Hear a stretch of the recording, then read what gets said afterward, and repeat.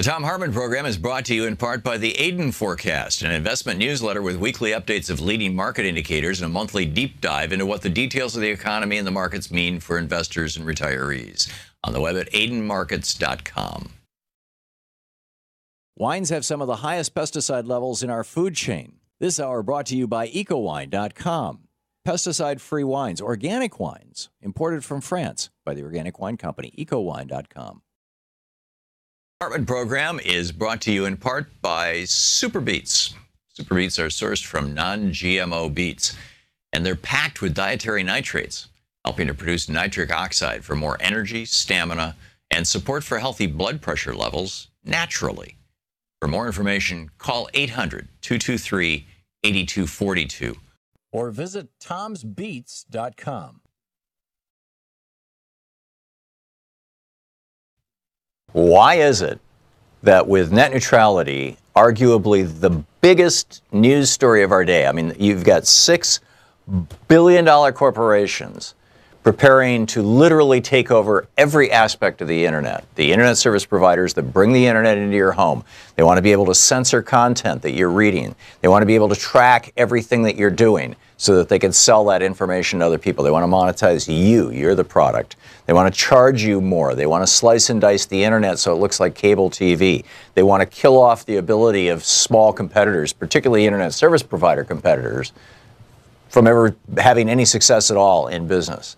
And why is it that in the context of this major assault on our major information network here in the United States, the internet, the way that most of us learn a lot of what we know, and even many of us are getting our telephone and television service, why is it that ABC News, as of day before yesterday for the last week, the previous 7 days, this is from November 20th to November 27, 2017, ABC News has spent 25 seconds mentioning net neutrality. CBS News has spent 2 minutes, and NBC News, 0. No mention whatsoever. NBC, of course, owned by Comcast, which has several lawsuits against the FCC trying to destroy net neutrality. None of this gets covered. In the medium that is delivering news to us, that's supposed to help us be informed so that we can make good decisions about the government that we have, so we can choose our governmental representatives. And they're not talking about their own ability to fix the news, to change the news, to distort the news, to ignore the news, to promote fake news, as it were. No discussion. You'll find that discussion here on Free Speech TV. And you'll find it loud and you'll find it frequent, and it's another demonstration of why Free Speech TV is so essential, so vital. Yesterday we raised about $8,000. On Monday we raised about $2,000. We need to hit $10,000 a day. Our goal for the next 3 weeks is $150,000 for this show. The money doesn't come to this show. It goes to Free Speech TV. But my point is that's the goal that they have set for us to raise, to keep this show on the air and to keep this network on the air. And we need your help to hit those goals. Serious stuff. So please give us a call now. 877-378-8669 is the telephone number. 877-378-8669. And, please call and make a donation. It's really, really an important time. With a $30 donation, Free Speech TV will send you a Thom Hartmann University bumper sticker. A gift, by the way, to all of us from a loyal listener and viewer of the show, and a good guy and friend. With $60 donation, you get both the bumper sticker, the Thom Hartmann University bumper sticker, and the 16-month Free Speech TV calendar with all their shows and things on it. With a $120 donation, you get the bumper sticker plus a copy of Van Jones's new book, Beyond the Messy Truth. With a $240 contribution, you get the bumper sticker, you get Beyond the Messy Truth by Van Jones, plus you get the book Citizen by Claudia Rankine. With a $360 gift, again, all of these divisible by 12, so you can call and say, I can't afford $360, but I can do $30 a month for the rest of the year, for the next year, the next 12 months. And they'll take your credit card number, and every month they'll just automatically bill you the $30 or $20 if you want to give $240 and get that gift, or $120. It would be $10 a month for $120 for the year. All of these intentionally divisible by 12. With a $340 donation, you get Beyond the Messy Truth by Van Jones, Citizen by Claudia Rankine, the Free Speech TV bumper sticker, the Free Speech TV calendar, Thom Hartmann University bumper sticker, plus a copy, an autographed copy of my book, Unequal Protection, the book about democracy in America. I was just rereading Unequal Protection last night. In fact, a clip from it, a quote from Rusticus, the pamphleteer who in 1773 kicked off the Boston Tea Party, which kicked off the American Revolution, will be in an article I wrote for Alternet. I wrote the article yesterday. It's going to run tomorrow, Thursday, so you can check that out. But that's from Unequal Protection, which is the book that you'll get with the $360 donation. And with a $1,000 donation, come to Portland. It's a beautiful city. And I'll take you to lunch or dinner or whatever, and we'll have a nice time. You can come by here and see us do the show. So those are the premiums. But the premiums are nowhere near as important as actually having the network. Free Speech TV's analysis shows that fewer than 2% of Free Speech TV viewers actually ever pick up the phone and make a contribution. If you're part of that 98%, please consider becoming part of the elite 2% who actually support Free Speech TV, who can say to their friends and neighbors, yes, I support independent media in the United States, who can say to themselves every night as they're going to sleep, yes, I did my part for independent media and democracy in the United States today. So please call now, 877-378-8669, 877-378-8669. Please, we need your help. Thank you.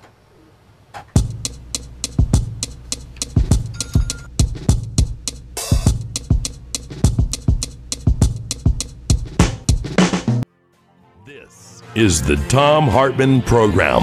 Greetings, my friends, patriots, lovers of democracy, truth, and justice, believers in peace, freedom, and the American way. Thom Hartmann here with you, and so pleased that Congressman Mark Pocan is back with us. He will be taking your calls during this first hour of our Wednesday program. Feel free to give us a shout at 202-90, what is our phone number? 808-9925. That's right, 202-808-9925. And Congressman, welcome back. Hey, thanks, Tom. It's really great to be back. You wanna let our listeners know where you've been the last couple of weeks? Sure.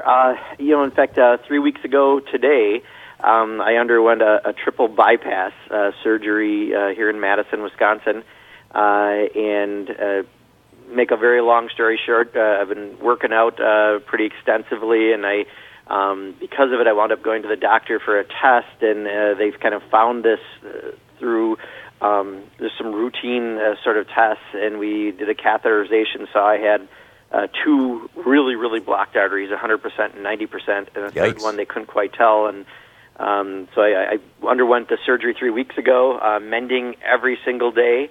I'm covered by the Affordable Care Act, so I'm very fortunate that I had good health insurance and was able to have a pretty major surgery and have it covered. And now I'm just kind of mending every day, hoping to soon get cardiac therapy once the insurance company approves it.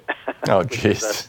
Yeah, part of the process. But literally every day I'm getting better, and I'm just really glad to be back on the program. Many of your listeners have been incredibly kind, sending nice thoughts via Twitter and Facebook and other ways, and I just really appreciate it, and it's great to be back. Great, thank you. And ways to reach Congressman Pocan. His website is pocan.house.gov.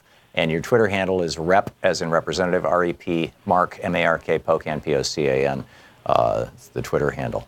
So, Congressman, before we put any callers on here, I'm curious. It's been a while since we've talked. Yes. We've got this report this morning over at Common Dreams showing that in the last week, ABC has devoted 25 seconds to net neutrality, CBS 2 minutes and 1 second, and NBC 0 hours, 0 minutes, 0 seconds to net neutrality. Seems to me like this is the biggest story of the day. What's going on?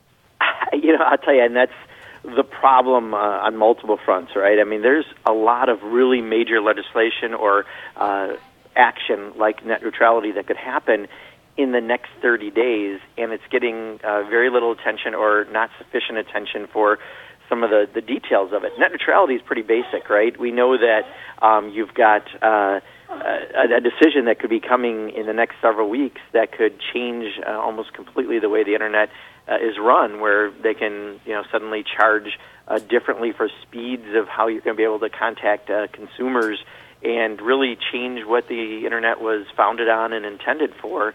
And again, the big companies, of course, are, even though they're saying, "Oh, we won't do anything like that," you and I both know how long that's going to last, right, until their next shareholder meeting or the next time the CEO decides he needs a new corporate jet, and then they're going to right away go ahead and start taking advantage of that. That's one of the issues. The tax bill that's going through the House and Senate. I'm really worried about. To me, this is something that could have a generational impact. If they put $1.4 trillion onto the deficit, and they lower taxes for some people in the middle class for a limited amount of time, raise for others, but have these deep cuts for corporations and the very wealthy, at some point we're going to have to pay for some of that, and it's going to come back to Medicare, Medicaid, Social Security, things that, again, the middle class already are getting shortchanged on the tax cuts, are going to then have to pay more, and this is going to have a huge, huge impact, and I just don't feel like we're having as much attention on it, again, as we should. And government shutdown. I mean, the 101 of government is keep it open, right? We've got a December 8th deadline coming up, and the president would rather tweet insults than actually sit down and figure out how to get this done. And, these are just some of the really big issues. And, chip funding and, for kids' health care, we've got issues like the health care aspects in the tax bill, which I'm, especially heightened to these days. Perkins loans, didn't get reauthorized as of September 30th. We were okay until about December, and there's going to start being real ramifications. That hasn't been done, even though we have over 230 members of Congress on a bill. I mean, I could just go down the list. There's so many things, Tom, and Congress is just not real good at getting important stuff done these days. Yeah. And Bruce Bartlett, who was Reagan's principal domestic policy advisor, one of his main economic advisors, and was the number 2 or 3 or 4 guy at the Treasury Department during George Herbert Walker Bush's presidency. Bruce Bartlett, famous conservative Republican, thinker, for lack of a better word, et cetera. Bruce Bartlett has come out and said this is a specific strategy that the Republican Party has been, all about for a long, long time. And he literally just lays it right out. He says, we've played this game before. For decades, conservative intellectuals have pushed for big tax cuts. I'm quoting Bruce Bartlett. Less to grow the economy and more because they want to, quote, starve the beast. They want to force a major overall spending cut that would be a political non-starter without first passing a tax cut that creates a deficit so large something must be done about it.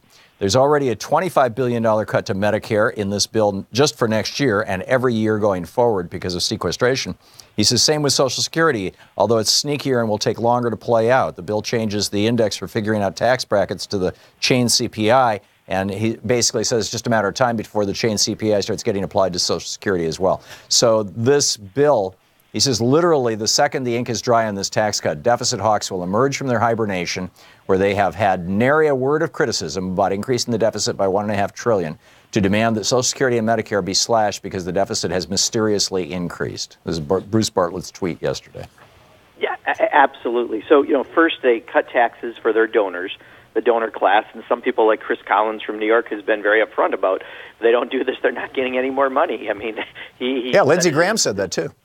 Yeah, it is as simple as that, but at the same time, they know exactly what they're doing. This is the stuff that Paul Ryan, remember, he talked about at Keggers, what he, was planning on doing for a very long time. And this is what, if they can provide tax cuts to the wealthiest, and if they can then come back and cut these programs, this is what their vision is. But, this isn't the vision by any polling of what the country actually wants. And I think a lot of the information isn't out there. There's a lot of, different numbers. There's different bills. There's a House bill and a Senate bill, and there'll have to be reconciliation. It gets very complicated, but it's got huge, huge ramifications. Yeah, it really does. We have just a minute left before we're going to hit a break, and then we can start picking up phone calls. What's your sense of Congress on this tax bill? I mean, it's already passed the House, right? But it still has to go to reconciliation? Right. Well, it still has to pass through the full Senate yet. Now, they Right. did get it through committee, but even people like Ron Johnson from Wisconsin, said he was going to vote against it, voted for it in committee. I mean, these folks will roll in a second because this is for their donor class. So Right. I'm very pessimistic when I say I think they'll do everything they can to get a bill out of the Senate. The real question then will be the fight between which special interest wins through the reconciliation process between the House and the Senate. So we have to push back hard. Good news is this morning I saw a poll already. They're getting declining support on their tax bills. We have to make sure that we're being heard, and people have to be as active as they were on health care on this tax bill. Yeah, amen. And let's all speak up. It's time to call your senator, particularly if your senator is from Alaska or Wisconsin. Murkowski, they're trying to buy her vote with drilling in Anwar. Ron Johnson, he wants more pass-throughs. Of course, his family business is a pass-through business. Oh, God. Yes. Congressman Mark Pocan taking your calls for the hour right after this. Stick around. This is the Thom Hartmann Program. Representative Mark Pocan, you can tweet him at @RepMarkPocan. Please thank him for showing up today. And pocan.house.gov is his website. We'll be right back.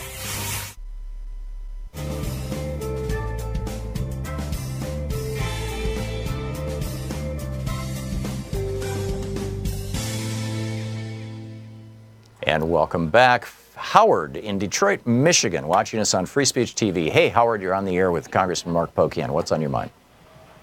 Hello, this is Howard. Can you hear me? Yes. Okay, I just wanted to address a couple of things that you were speaking about. And I'm 62 years old, and a lot of people don't understand. Am I doing something wrong? Pardon, Howard? Oh, you can hear me? Yeah, just fine. Keep talking. Okay. Yeah, and I was just listening to what a lot of people misunderstand. I'm a black guy, and I'm 62. I was raised in a predominantly poor neighborhood, and these people became my very, very good friends. Okay, very good, like brothers, And what I found was the government separated us with money and housing and stuff like this. Even though this is my best friend, by me being black, me moving to the neighborhood, they couldn't go to the banks. Their properties values went down and stuff like this. And I think it's a lot of prejudice stuff that is driving the forces of today with President Trump and everything. And a lot of people are looking at the status quo of where they're at as far as I'm sending my kids to school, this is that and the other, and my life is okay, although they know this is not right, but I don't want to do anything to rock the ship. And so I think that media, like people like you, that I appreciate very much, because I'm not a prejudiced person, as I say a lot, and I don't like to use this in a negative way. A lot of my friends that I grew up with that will protect me under various different types of things, black or white, but we were raised together. Yeah, Howard, we just have a minute and a half left for Congressman Pocan to respond to your comment or your question. Was there a specific question in there somewhere? Yeah, well, as far as the Donald Trump thing, I think that's driven, I've come from Florida too, I think that's driven a lot by a lot of prejudice on that deal there. Congressman Pocan, your thoughts on Howard's comments? Thank you, Howard. I agree 100%. Howard, I'll tell you, the most frustrating thing for me, I think, was when we saw Charlottesville, and I saw our president say that there's very fine people who are neo-Nazis and Klanners and all the rest, and it was just disgusting to hear that from the leader of the free world. And then just most recently, in the last 24 hours, he's retweeting far extremist right-wing British tweets of videos, again, attacking Muslims. This is so unpresidential, and yet he's our president. And trust me, I think you're right. Many of his decisions are based on what's good for him, his family, the members of Mar-a-Lago, his cabinet, and that's about where it ends. Do you know, Congressman, of any white athletes that Donald Trump has gone after? No, I don't. It's just, you know, everything he does, when you look back at it, there's a racial element to it so often. Yeah. And, you know, while Mexican there's judge. an element of his base that's where they were attracted to him from, you would think at some point he would realize the job of being president, you know, the Bushes did it, Carter, Obama, go through all recent presidents, regardless of party, realizes you have to be better than yourself as president. And this guy is still just that same old Donald Trump that we deserve so much better in a president. Yeah, amen. Amen. Congressman Mark Pocan taking your calls for the hour. More right after this.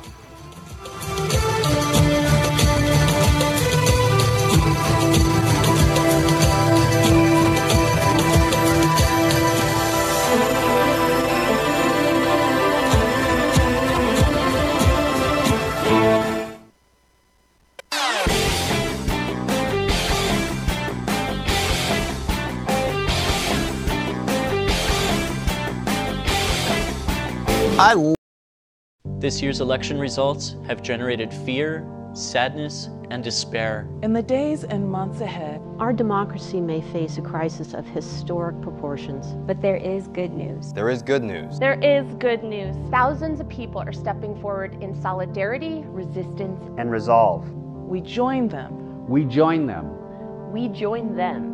In standing with the most vulnerable communities among us. Those most likely to be targeted by new restrictions and policies. We will tell their stories here. Here. Here on Free Speech TV. We will lift their voices here. Here on Free Speech TV. In the difficult times ahead, know that we will be with you 24 hours a day. Every day. You are not alone. You are not alone. You are not alone. There are millions of us. Raising our voices and hearts together as one. We've got your back. We got your back. Free Speech TV's got your back. The revolution is in progress.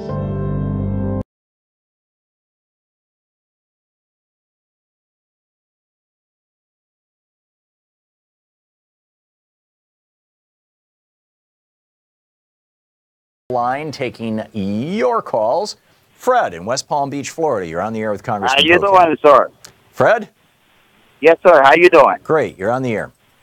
Okay. Well, I want to say that we got a very unique president. Good president like we never, ever, United States had it. Ever.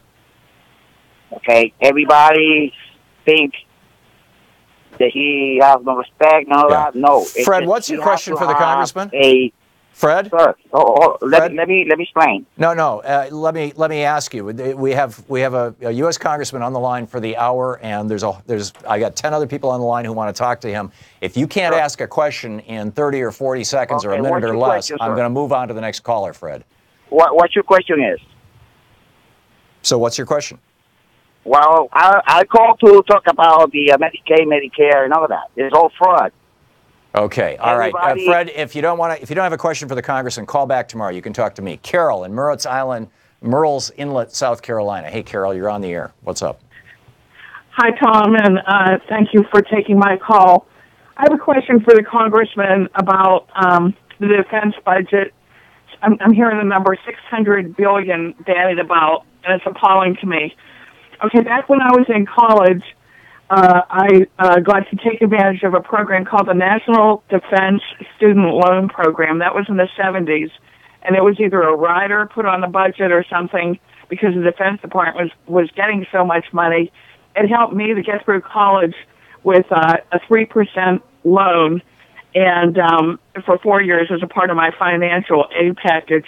I'm wondering if the Progressive Caucus, if someone could force the current administration to put something like that into these obscene Pentagon budget bills that they're talking about. Thank you. Interesting. Congressman? Yeah, Carol, I'll tell you, the Progressive Caucus, we put together an annual budget every year, and when you look at what we do with defense spending versus what you see out of the Republicans and quite honestly, even out of the Democratic budget, it's significantly different, and I think we have tried to, whether it be Barbara Lee, get a reauthorization about going into war that we've had in place since 9/11, so we actually have something where, again, we're following the Constitution and Congress is getting involved to a lot of other levels. We've been putting amendments forward. Right now, this Congress hasn't been especially helpful in doing that, although, to be fair, there are some Republicans that have joined in with us on these efforts. I think the real tragedy that's out there is, even as we're talking about a government shutdown, the Republicans are basically saying Democrats won't do anything to work with us on this, and we have to get money for defense as Donald Trump gets involved in more and more altercations after he, quite honestly, promised just the opposite. This is going back to the bad politics of especially what you see with Republicans. So I think we're really, really concerned that they're going to keep spending more and more and more on defense, cause a $1.4 trillion hole in the deficit because of a tax bill. And then what's left are all the programs that people actually need to count on, and those are the ones that are going to get caught and get cut. And I think we have to speak out right now, especially on the tax bill, because trust me, that and the potential shutdown are going to have impacts on defense spending and all the rest of the spending. And I think you can really connect the two. So if you care about that we spend too much on defense and not enough on programs that help people, we got to stop the tax cut, and we've got to make sure that we figure out keeping government open, but not doing it at the sake of just putting all the money into defense. Russell in Hickory Hills, Illinois. You're on the air with Congressman Pocan. Yeah, Mr. Pocan. I was wondering if you guys privately talked among yourselves what you're going to do when you get all three branches of the Congress back, like how you're going to turn this country around, like put Medicare, Medicaid, maybe in a lockbox or something. You guys talk how you're going to do that?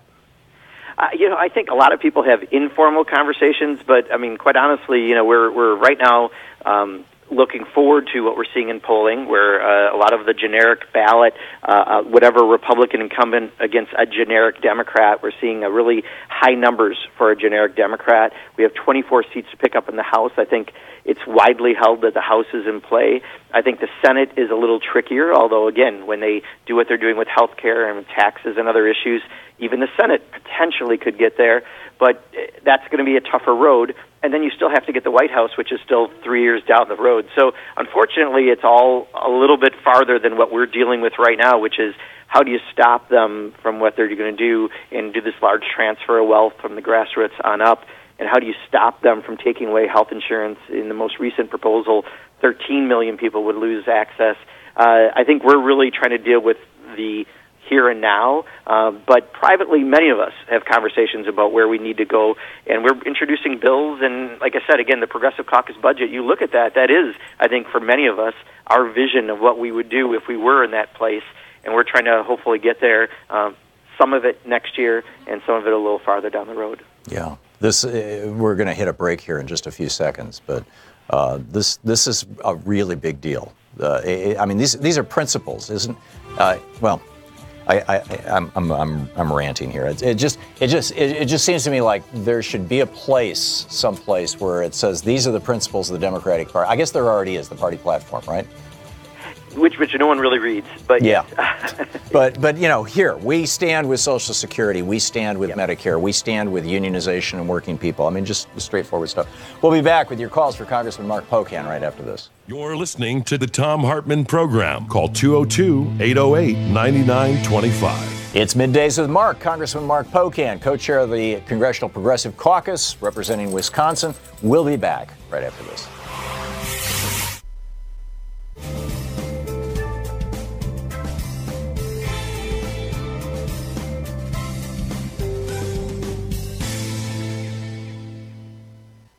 Why is it that with net neutrality, arguably the biggest news story of our day, I mean, you've got $6 billion corporations preparing to literally take over every aspect of the internet. The internet service providers that bring the internet into your home. They want to be able to censor content that you're reading. They want to be able to track everything that you're doing so that they can sell that information to other people. They want to monetize you. You're the product. They want to charge you more. They want to slice and dice the internet so it looks like cable TV. They want to kill off the ability of small competitors, particularly internet service provider competitors, from ever having any success at all in business. And why is it that in the context of this major assault on our major information network here in the United States, the internet, the way that most of us learn a lot of what we know, and even many of us are getting our telephone and television service, why is it that ABC News As of day before yesterday, for the last week, the previous 7 days, this is from November 20th to November 27, 2017, ABC News has spent 25 seconds mentioning net neutrality. CBS News has spent 2 minutes, and NBC News, 0. No mention whatsoever. NBC, of course, owned by Comcast, which has several lawsuits against the FCC trying to destroy net neutrality. None of this gets covered. In the medium that is delivering news to us, that's supposed to help us be informed so that we can make good decisions about the government that we have, so we can choose our governmental representatives, and they're not talking about their own ability to fix the news, to change the news, to distort the news, to ignore the news, to promote fake news, as it were. No discussion. You'll find that discussion here on Free Speech TV. And you'll find it loud and you'll find it frequent, and it's another demonstration of why Free Speech TV is so essential, so vital. Yesterday we raised about $8,000. On Monday we raised about $2,000. We need to hit $10,000 a day. Our goal for the next 3 weeks is $150,000 for this show. The money doesn't come to this show. It goes to Free Speech TV. But my point is that's the goal that they have set for us to raise, to keep this show on the air and to keep this network on the air. And we need your help to hit those goals. Serious stuff. So please give us a call now. 877-378-8669 is the telephone number. 877-378-8669. And, please call and make a donation. It's really, really an important time. With a $30 donation, Free Speech TV will send you a Thom Hartmann University bumper sticker. A gift, by the way, to all of us from a loyal listener and viewer of the show and a good guy and friend. With $60 donation, you get both the bumper sticker, the Thom Hartmann University bumper sticker, and the 16-month Free Speech TV calendar with all their shows and things on it. With a $120 donation, you get the bumper sticker plus a copy of Van Jones's new book, Beyond the Messy Truth. With a $240 contribution, you get the bumper sticker, you get Beyond the Messy Truth by Van Jones, plus you get the book Citizen by Claudia Rankine. With a $360 gift, again, all of these divisible by 12, so you can call and say, I can't afford $360, but I can do $30 a month for the rest of the year, for the next year, the next 12 months.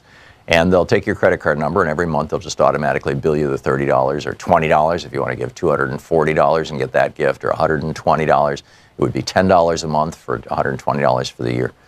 All of these intentionally divisible by 12. With a $340 donation, you get Beyond the Messy Truth by Van Jones, Citizen by Claudia Rankine, the Free Speech TV bumper sticker, the Free Speech TV calendar, Thom Hartmann University bumper sticker, plus an autographed copy of my book, Unequal Protection, the book about democracy in America. I was just rereading Unequal Protection last night. In fact, a clip from it, a quote from Rusticus, the pamphleteer who in 1773 kicked off the Boston Tea Party, which kicked off the American Revolution, will be in an article I wrote for Alternet. I wrote the article yesterday. It's going to run tomorrow, Thursday, so you can check that out. But that's from Unequal Protection, which is the book that you'll get with the $360 donation. And with a $1,000 donation, come to Portland. It's a beautiful city. And I'll take you to lunch or dinner or whatever, and we'll have a nice time. You can come by here and see us do the show. So those are the premiums. But the premiums are nowhere near as important as actually having the network. Free Speech TV's analysis shows that fewer than 2% of Free Speech TV viewers actually ever pick up the phone and make a contribution. If you're part of that 98%, please consider becoming part of the elite 2% who actually support Free Speech TV, who can say to their friends and neighbors, yes, I support independent media in the United States, who can say to themselves every night as they're going to sleep, yes, I did my part for independent media and democracy in the United States today. So please call now, 877-378-8669, 877-378-8669. Please, we need your help. Thank you.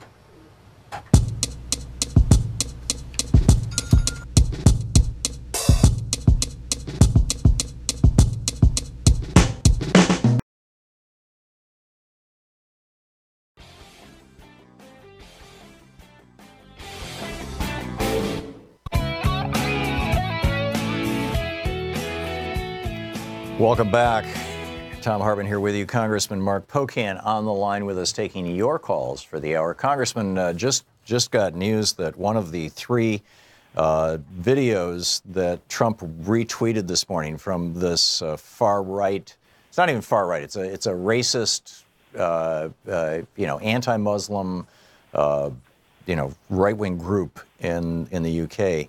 One of those videos is supposed to be a picture of a Muslim beating up a Dutch boy on crutches. And Right. It's already been confirmed that the incident took place in the Dutch town of Monnikendam, and the 16-year-old perpetrator, who is characterized in the video that Trump retweeted as a Muslim beating up a Dutchman, it actually is a 16-year-old beating up a Dutchman. But the 16-year-old perpetrator, who was arrested, by the way, is neither a migrant nor a Muslim. He is an ordinary Dutchman, presumably a Christian. So much for Donald Trump. Anyhow, Yeah. just wanted to share that with you. It's embarrassing. It's embarrassing to have a president who behaves like this president. Yeah, it is. I think, frankly, it's worse than that. It concerns me tremendously. Carol in Monessen, Pennsylvania. You're on the air with Congressman Pocan. Hi, Tom. Yeah, those tweets really are embarrassing.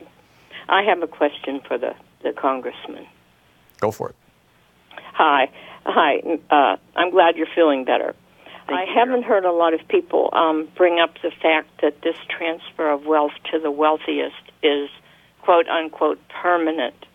And that troubles me because if that's the case and it raises the deficit by trillions of dollars, won't that ultimately result in a scarcity of money for all the social benefits that people really need in the years to come, like Medicaid, Medicare, Social Security?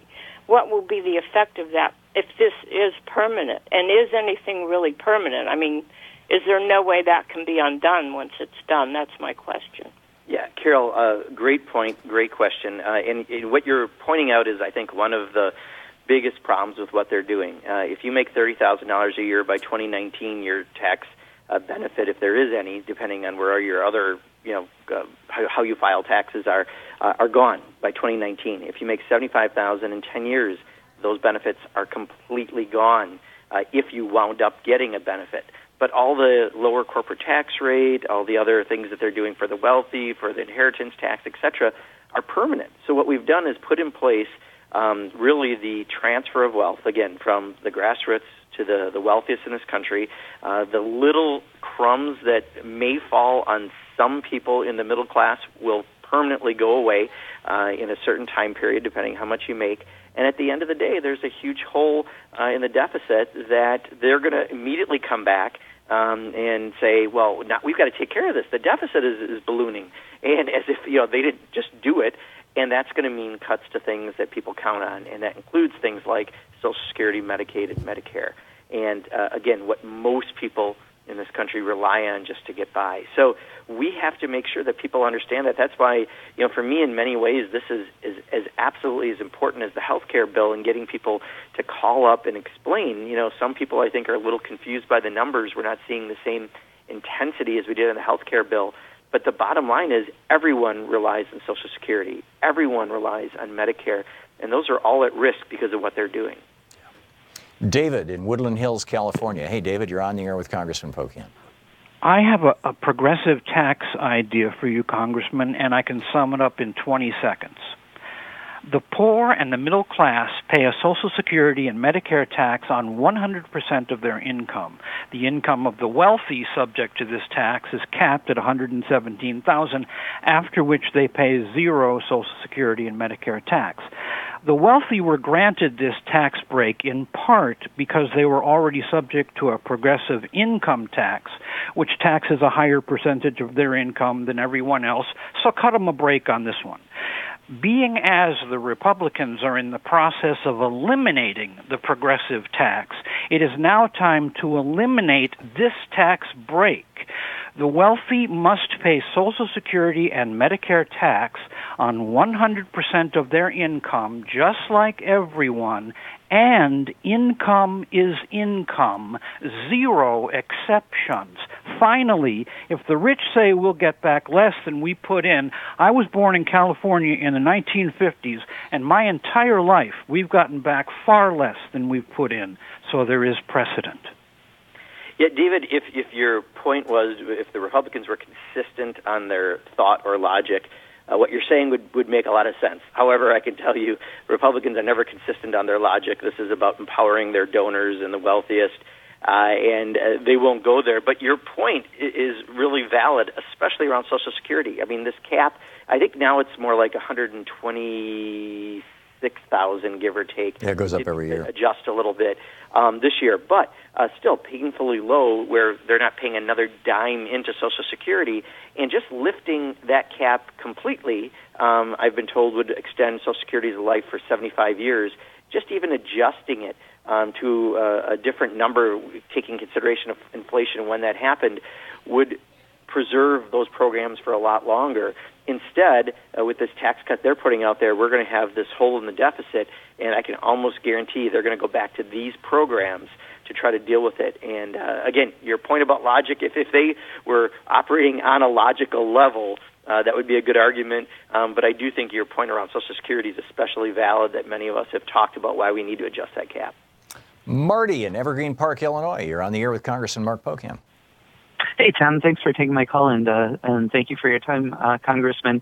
My question to you is, I just want to get your thoughts on the president's nomination of Mick Mulvaney and the willful disregard for the rules of law regarding the succession that the Congress has set for the CFPB, and just seeing if there's anything that we can do, or just get your thoughts on how or why he's just able to kind of bypass all the rules that Congress set, for that position. I hear you, Marty. Absolutely. I mean, clearly the way the rules were set up was not to have the president doing this. He's going in there trying to do a power grab, right? He wants to get rid of the Bureau that's returned billions of dollars already back to, millions and millions of dollars back to the citizens, and they're doing the job as they're supposed to. Now, are there things that we could tweak with how it operates? Absolutely, but we're not functioning as a Congress to even do that. But for him to go in and try to essentially kill that on behalf of Wall Street, that's exactly what he's trying to do.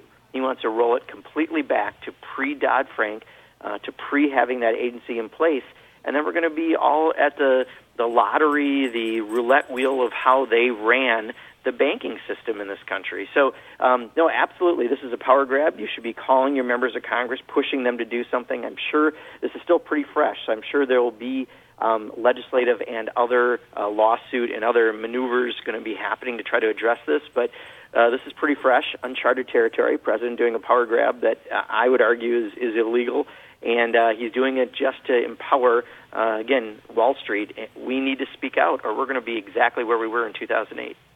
Don in St. Peters, Missouri. You're on the air with Congressman Pocan. Good morning, Congressman. Morning, Don. I really am concerned that democracy itself is at risk. We do hear a whole lot about election fraud. Is this a real problem? And what is being done to make sure that our votes are safe? And thank you, sir, for taking your time with us this morning. Sure. Don, the fraud around elections is that people are claiming there's election fraud. People don't go out and try to break the law to vote twice or to illegally vote. I used to serve in the legislature here in Wisconsin for 14 years, and during one of these other periods where they wanted to go after it and make it harder for people to vote because they wanted to make it harder for certain people to vote because they want to, again, pick the voters rather than the voters picking their elected officials. We had an extensive study of voter fraud, and it came down to, after an entire state of Wisconsin major investigation, including a serious investigation by the Milwaukee District Attorney, specifically in Milwaukee County, there was one woman who, when she went to vote, she was a new voter, a new citizen, went to vote, and her name had a check next to it, she already voted, which was probably a clerical error. We just don't have that. I got PolitiFacted once, and a lot of politicians don't like to get PolitiFacted, saying that you're more likely to get struck by lightning than commit in-person voter fraud, and I got one of the rare truths that they give out, because that's the actual facts. So the fraud of election fraud is that you're claiming there's election fraud by voters. Instead, it's perpetuated. It's really out there, and Tom has said it many times, to steal essentially take away our what should be a right to vote, although that's a whole other conversation. We need to put that in the Constitution yet. But the fraud around all of this is this: they want to pick voters rather than letting voters pick elected officials, and we got to battle this across the country. Yeah, the phrase "right to vote" appears 5 times in the Constitution. It seems to me like this is a Supreme Court problem, but I don't know. We have a little less than a minute before we hit a hard break here, Congressman. Thoughts on what can be done to remedy this problem? Well, part of it, we've been, trying to fix some of the problems that were decided by the Supreme Court a few years ago that, we're kind of playing whack-a-mole, right, in states and try to fix it in each state, in each area where they do something to make it harder to vote. Keith Ellison and I have introduced a bill that would give a constitutional right to vote, explicit constitutional right to vote, which we don't have in the way that we need to. Because if you had an explicit right to vote, any state that made it harder for someone to vote would have to prove they haven't harmed your constitutional right, which is the highest right you have. Right now, you have to prove you've been harmed. It would change the burden. So it's something that I hope someday that we can get build the support for and try to get it passed. But, it needs to happen. We absolutely have to have that if we're going to have that great equalizer, which is the right to vote, so that the Koch brothers and my brother and I have the same rights when it comes to that. We probably need to have something like this in place, or we're going to be fighting it in every local community. You're listening to Thom Hartmann. Visit ThomHartmann.com for audio and video archives. Amen. Back with more of your calls for Congressman Mark Pocan, co-chair of the Congressional Progressive Caucus, representing the state of Wisconsin in the U.S. House, right after this.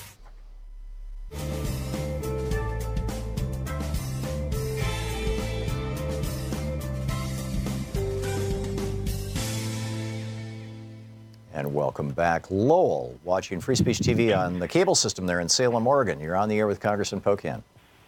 Hello, Congressman Pocan and Tom. I have a question about if we can put forth a bill to repeal the 1995 Congressional Accountability Act, which created that slush fund for sexual harassment. And it might create a good PR for Democrats as well, because we all know that when Republicans put forth a bill, they always put a poison seed in it, right. And that was it in this one.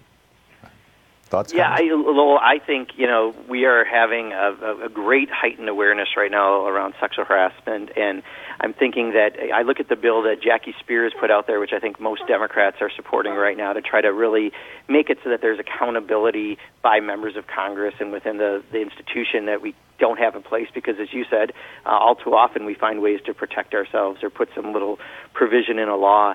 So I'm hopeful that with all the heightened awareness and what's happening right now, one, we're empowering people to be able to tell their stories, and two, that we're at a place that we can actually help educate people as well to know what harassment is. I mean, I'll tell you, I've been told, and I have not had a chance to see the video that they're doing right now in the House of Representatives, and it's a terrible product. It's basically showing a chief of staff talking to a staff person, pushing the limits, and at the end they say, well, this isn't harassment because they didn't do this.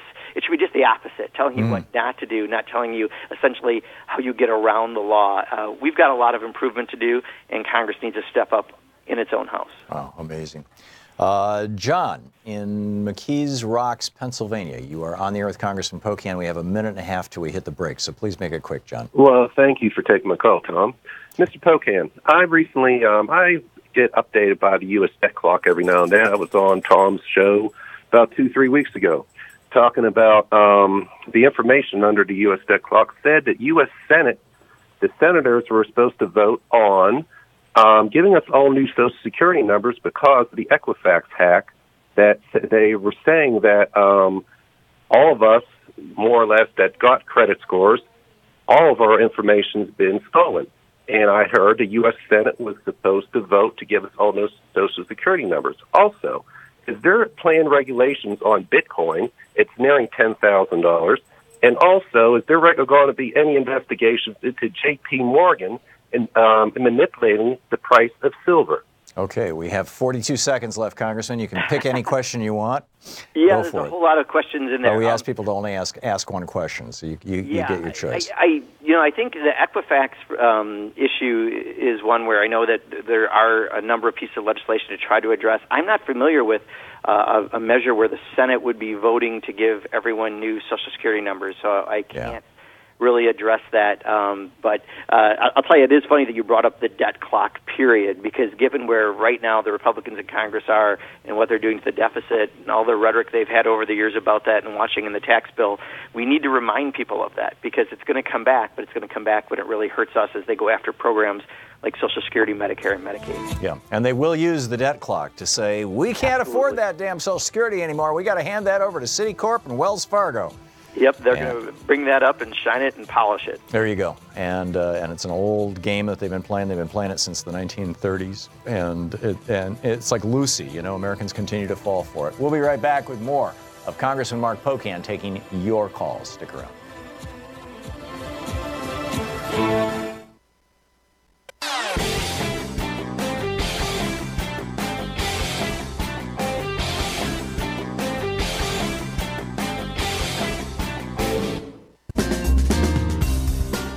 Welcome back. Congressman Mark Pocan, co-chair of the Congressional Progressive Caucus, representing Wisconsin's, it's the 5th District, right, Congressman?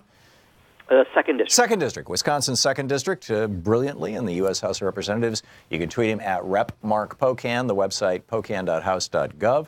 And Larry in Oquawka, Illinois. Am I saying that right, Larry? Yes, sir. Yes, sir. Thanks for listening on Sirius XM. You're on the air with Congressman Pocan. Give me about 20 seconds to set up my question. Social Security is a separate fund, and it's funded by payroll deductions, has nothing to do with the debt or the deficit, has never added a dime to it. Okay, in a few years it's going to turn around where we got to start taking money out of our reserve fund. Why can they not take the Treasury notes that we have in there, give them back to the federal government, let them sell them to somebody else, put the money in our Social Security, and keep it solvent?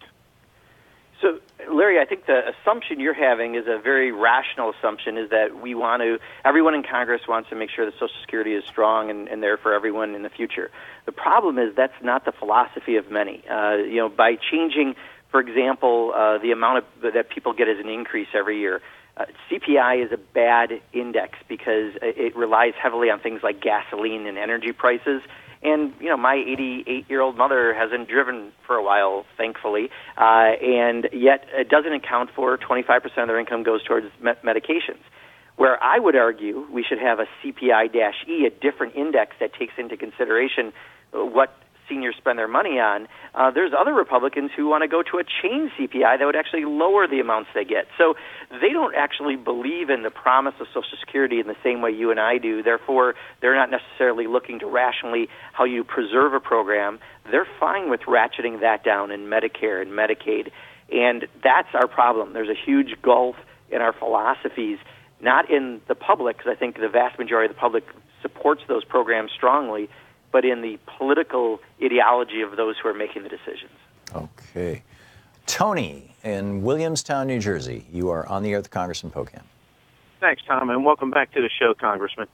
Thank you, Tony. I want to follow up a little bit with what your last caller did, because that's pretty much what I was calling about.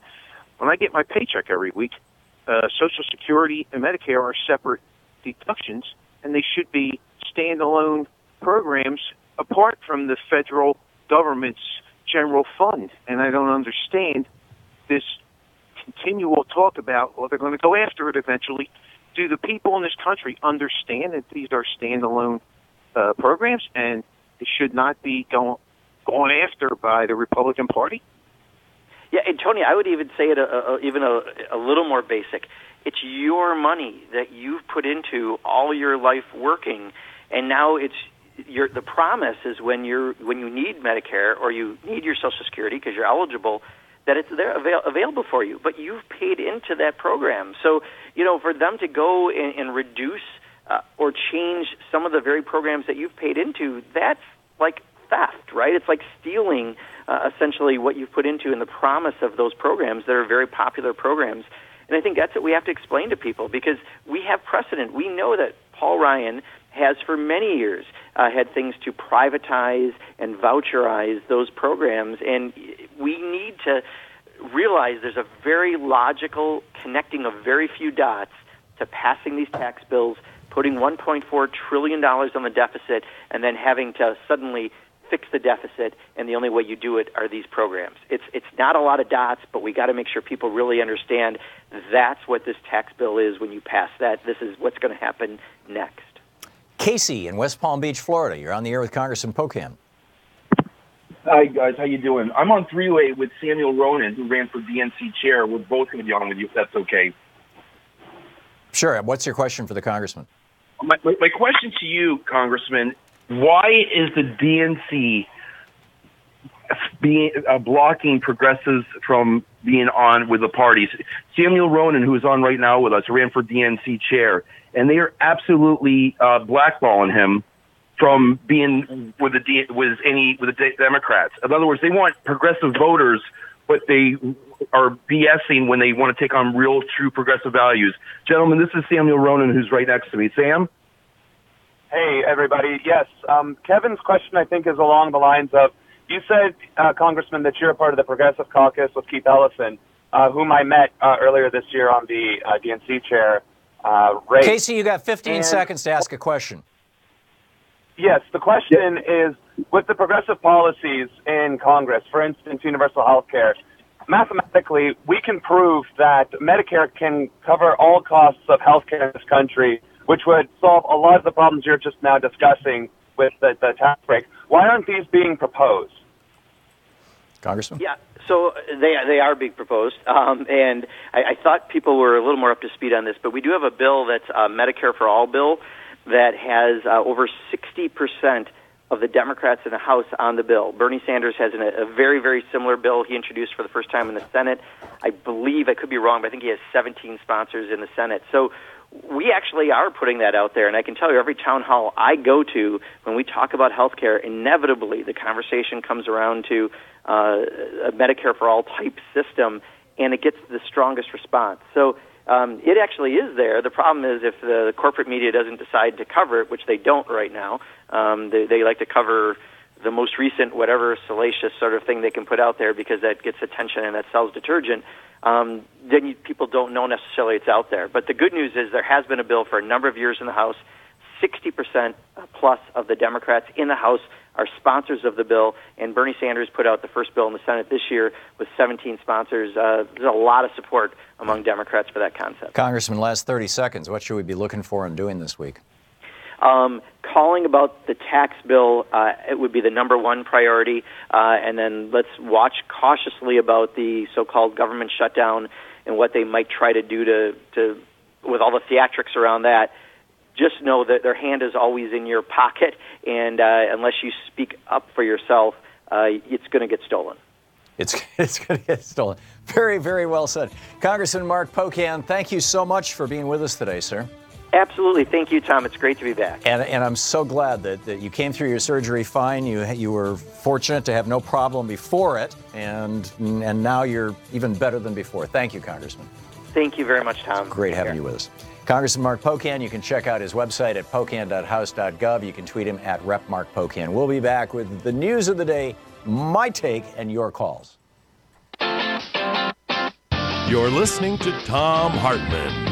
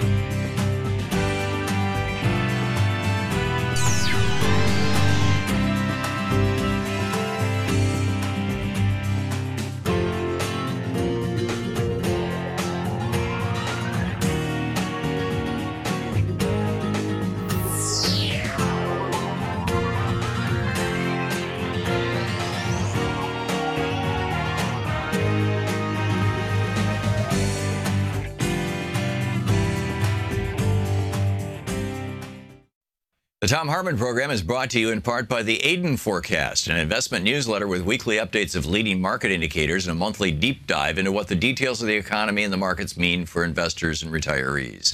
On the web at aidenmarkets.com. Wines have some of the highest pesticide levels in our food chain. This hour brought to you by ecowine.com. Pesticide-free wines, organic wines, imported from France by the Organic Wine Company, ecowine.com. Hartmann Program is brought to you in part by Super Beets. Super Beets are sourced from non-GMO beets, and they're packed with dietary nitrates, helping to produce nitric oxide for more energy, stamina, and support for healthy blood pressure levels naturally. For more information, call 800-223-8242 or visit tomsbeets.com.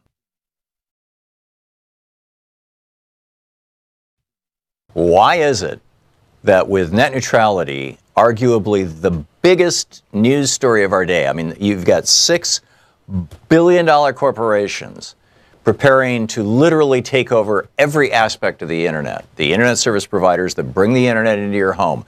They want to be able to censor content that you're reading. They want to be able to track everything that you're doing so that they can sell that information to other people. They want to monetize you. You're the product. They want to charge you more. They want to slice and dice the internet so it looks like cable TV. They want to kill off the ability of small competitors, particularly internet service provider competitors, from ever having any success at all in business.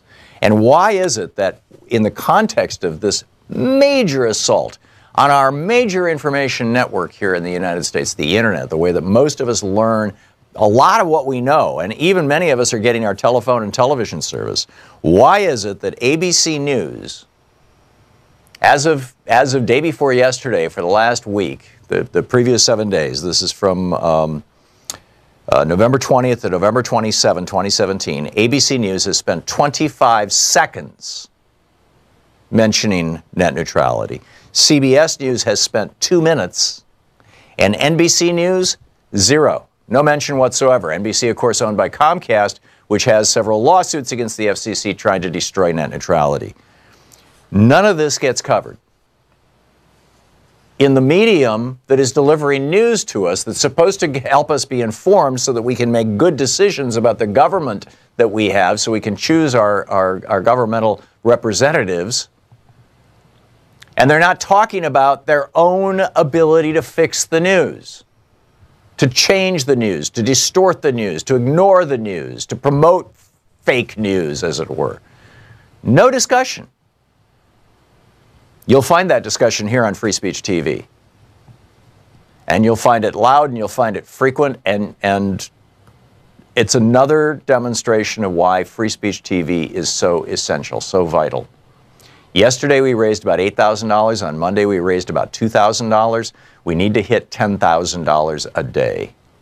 Our goal for the next 3 weeks is $150,000 for this show.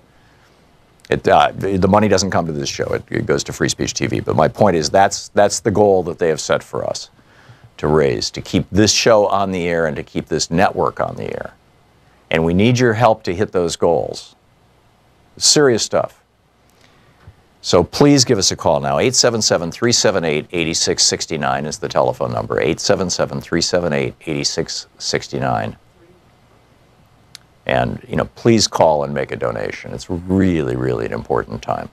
With a $30 donation, Free Speech TV will send you a Thom Hartmann University bumper sticker. A gift, by the way, to all of us from a loyal listener and viewer of the show and a good guy and friend. With $60 donation, you get both the bumper sticker, the Thom Hartmann University bumper sticker, and the 16-month Free Speech TV calendar with all their shows and things on it. With a $120 donation, you get the bumper sticker plus a copy of Van Jones's new book, Beyond the Messy Truth. With a $240 contribution, you get the bumper sticker, you get Beyond the Messy Truth by Van Jones, plus you get the book Citizen by Claudia Rankine. With a $360 gift, again, all of these divisible by 12, so you can call and say, I can't afford $360, but I can do $30 a month for the rest of the year, for the next year, the next 12 months. And they'll take your credit card number, and every month they'll just automatically bill you the $30 or $20 if you want to give $240 and get that gift, or $120. It would be $10 a month for $120 for the year. All of these intentionally divisible by 12. With a $340 donation, you get Beyond the Messy Truth by Van Jones, Citizen by Claudia Rankine, the Free Speech TV bumper sticker, the Free Speech TV calendar, Thom Hartmann University bumper sticker, plus a copy, an autographed copy of my book, Unequal Protection, the book about democracy in America. I was just rereading Unequal Protection last night. In fact, a clip from it, a quote from Rusticus, the pamphleteer who in 1773 kicked off the Boston Tea Party, which kicked off the American Revolution, will be in an article I wrote for Alternet. I wrote the article yesterday. It's going to run tomorrow, Thursday, so you can check that out. But that's from Unequal Protection, which is the book that you'll get with the $360 donation. And with a $1,000 donation, come to Portland. It's a beautiful city. And I'll take you to lunch or dinner or whatever, and we'll have a nice time. You can come by here and see us do the show. So those are the premiums. But the premiums are nowhere near as important as actually having the network. Free Speech TV's analysis shows that fewer than 2% of Free Speech TV viewers actually ever pick up the phone and make a contribution. If you're part of that 98%, please consider becoming part of the elite 2% who actually support Free Speech TV, who can say to their friends and neighbors, yes, I support independent media in the United States, who can say to themselves every night as they're going to sleep, yes, I did my part for independent media and democracy in the United States today. So please call now, 877-378-8669, 877-378-8669. Please, we need your help. Thank you.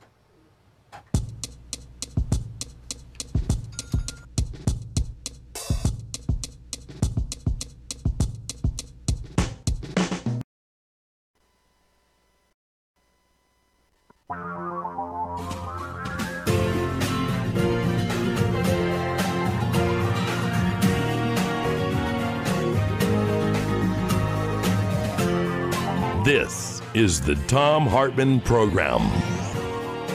Welcome back. Thom Hartmann here with you, the second hour of our program. Nancy Pelosi. Well, this was late yesterday afternoon, after we got off the air. It was around 4:30 yesterday afternoon. Tweets. This was after Donald Trump held his, or let the press into his so-called meeting, where he's meeting with leadership of the Republican Party and leadership of the Democratic Party.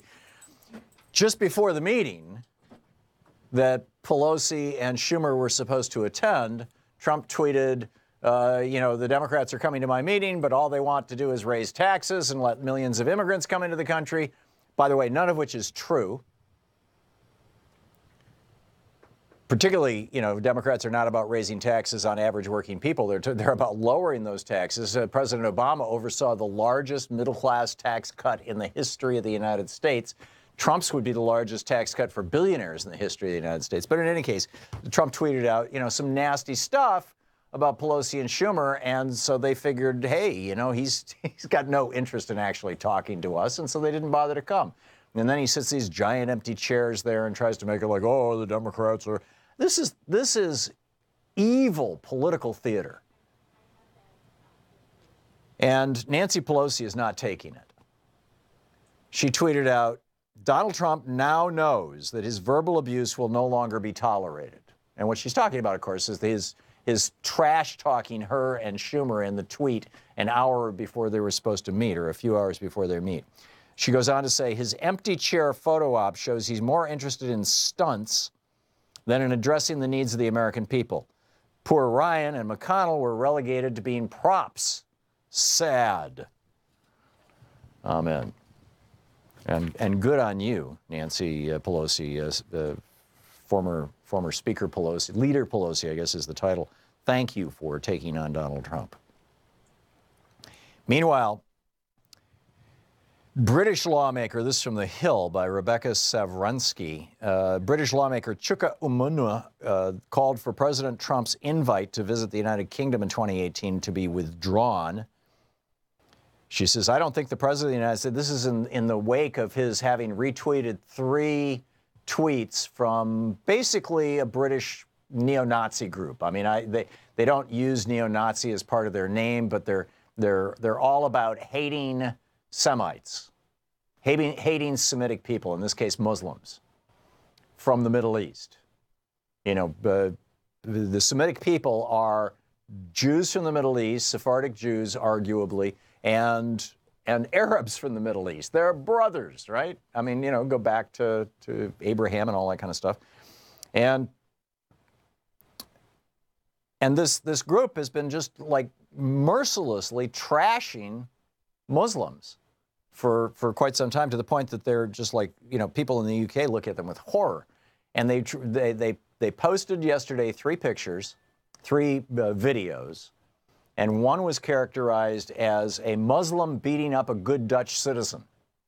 And it turns out the Muslim was actually a 16-year-old Christian Dutch young man who was beating up another Dutchman. Nothing to do with Islam, nothing to do with religion, nothing to do with any of that stuff. And yet this British neo-Nazi group tweeted it, and Donald Trump retweeted it.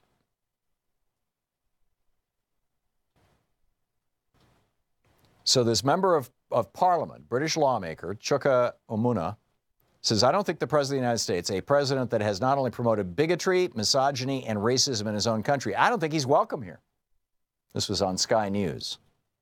She says, I think the invite that has been made to him to come to our country in early 2018 should be withdrawn. Someone in his position doing what he has done and said, not only in his own country, but now getting involved in the debate here in the UK, he is normalizing hatred.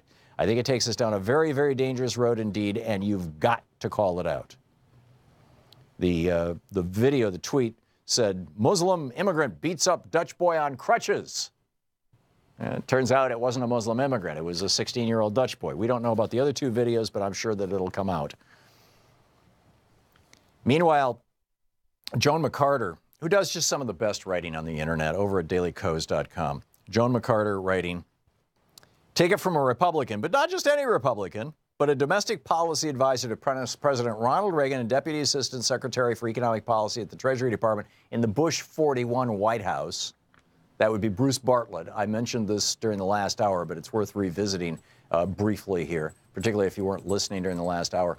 Literally, this is Bruce Bartlett. Bruce Bartlett was the senior economic advisor to Ronald Reagan. He was the domestic policy advisor. And he was the Deputy Assistant Secretary for Economic Policy at the Treasury Department during George Herbert Walker Bush's presidency. This guy has impeccable Republican credentials. He helped shape the Reagan and post-Reagan era. And he woke up. Bruce Bartlett figured out the scam that the Republicans are running. And he says, literally the second, this is his tweet from yesterday, day before yesterday, excuse me. He says, literally the second the ink is dry on the tax cut. This is a prediction, right? And I absolutely agree with Bruce Bartlett. That I believe that this prediction is 100% true, because every single time in the past that this kind of a scenario has happened, this is what's happened. So back to what Bruce Bartlett said. Literally the second the ink is dry on the tax cut, deficit hawks will emerge from their hibernation, where they have had nary a word of criticism about increasing the deficit by $1.5 trillion, to demand that Social Security and Medicare be slashed because the deficit has mysteriously increased. He goes on to say they have played this game before. This from a piece he wrote for the Washington Post. He said, for decades, conservative intellectuals have pushed for big tax cuts, not to grow the economy, but to starve the beast. They want to force a major overall spending cut that would be a political non-starter without first passing a tax cut that creates a deficit so large something must be done about it. And this is nakedly an attempt to cut Social Security and Medicare and Medicaid. That's what's going on. Meanwhile, Common Dreams' Jake Johnson reporting, study shows corporate cable networks largely ignoring FCC plan to kill net neutrality. ABC, you might want to ask ABC if you can figure out a way to get through them. This is one of the problems with having corporations rather than elected officials. They don't have to take your call. In fact, if you show up with a sign in front of their building, they can have you arrested if it's their property. ABC spent 25 seconds in the last week talking about net neutrality. CBS 2 minutes, NBC 0. NBC, of course, owned by Comcast. Comcast, of course, the company that has been suing the FCC to end net neutrality. These guys, hey, they want their money, right? They want to be able to to jack up your internet service prices. They want to be able to sell your information. In order to get your information, they want to be able to listen in on, read, watch everything you do on the internet, so they know what you buy at the stores. They know what you're talking to your friends about that you want for Christmas in your emails. They know what websites you're browsing, so they can take that information and they can sell it to companies that want to market to you, that want to influence you, that want to get your money.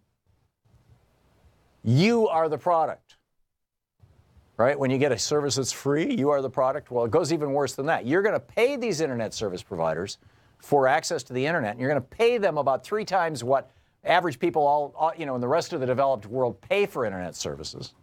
And you're going to get crappier internet service than you get in most of the developed world. It's going to slower, it's clunkier, the interface is clunkier, and on top of that, they want to be able to say, oh, you want to visit VerizonSucks.com? I don't know if that's a real site or not, but just for example, you want to visit Verizon Sucks or ComcastSucks.com? Can't do it. Sorry, that website is not available. Looks like it doesn't exist on the internet.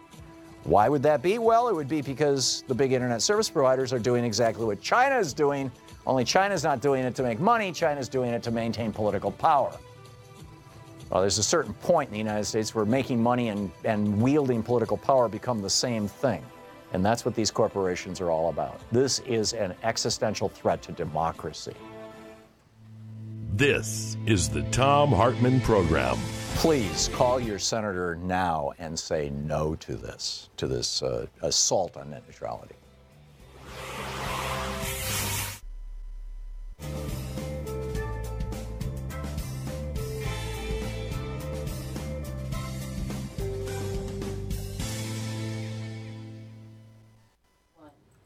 And David in Greenfield, California. Hey, David, what's on your mind today? Thanks for watching Free Speech TV. David? Funding for the Democrats for running the campaigns. I was really hoping we could do a new model like Bernie Sanders did in the primary. And I really want to stop taking money from like investment bankers and things like that. Right. The problem with that, David, is that the Republican Party has access to literally billions of dollars if they need it. And in fact, over $1 billion was spent in the last election, the last presidential election, and or that whole campaign cycle, just by the Republicans. I mean, it was a multi-billion-dollar election. Bernie was just burning white hot. I mean, he was like a rocket going up, and everybody jumped in, and everybody wanted to help out. And there have been a few people who have sort of replicated his model and said, they want local support and they don't want, but it's like tying one hand behind your back. We've got to, we need to go a whole step beyond this, David, and stop. And instead of saying we're going to basically disarm ourselves because we think that this war is crazy, we need to say no more weapons of war, basically, which is no more money in politics. We need a constitutional amendment to say corporations are not people and money is not free speech, period. And then we can pass rational laws to regulate money in politics. But as long as we have unregulated, unlimited money in politics, we are going to continue to be, as Jimmy Carter said on this program, an oligarchy, not a democracy, with unlimited political bribery. Excellent point, though, David. Thanks for the call. Mike in Los Angeles. Hey, Mike, what's up? Hey, Tom. Yeah, I just wanted to talk about Mr. Trump and his Indian problems. I think maybe he just has, apart from his inherent racism, he has problem with Indians because when they open a casino, they get professionals to run it, and they don't go bankrupt, in contrast with him. Yeah. I mean, how do you go bankrupt running a casino?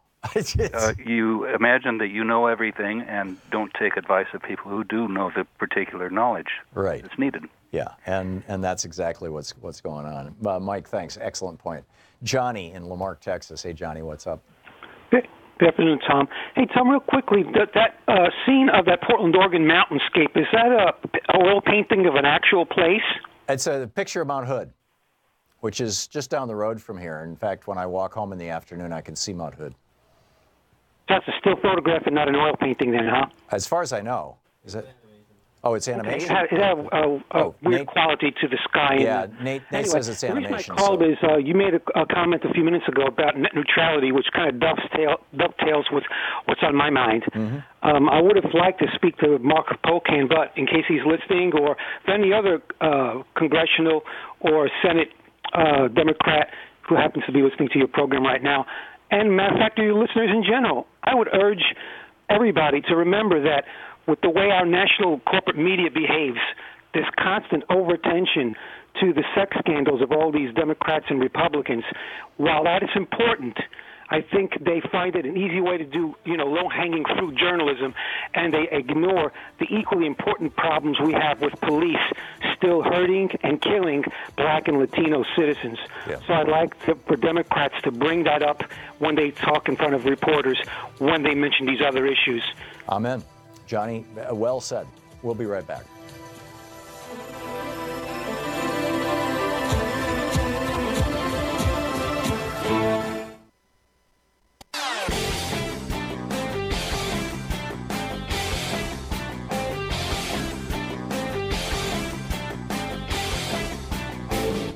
On April, this year's election results have generated fear, sadness, and despair. In the days and months ahead, our democracy may face a crisis of historic proportions. But there is good news. There is good news. There is good news. Thousands of people are stepping forward in solidarity, resistance, and resolve. We join them. We join them. We join them. In standing with the most vulnerable communities among us. Those most likely to be targeted by new restrictions and policies. We will tell their stories here. Here. Here on Free Speech TV. We will lift their voices here. Here on Free Speech TV. In the difficult times ahead, know that we will be with you 24 hours a day. Every day. You are not alone. You are not alone. You are not alone. There are millions of us. Raising our voices and hearts together as one. We've got your back. We got your back. Free Speech TV's got your back. The revolution is in progress.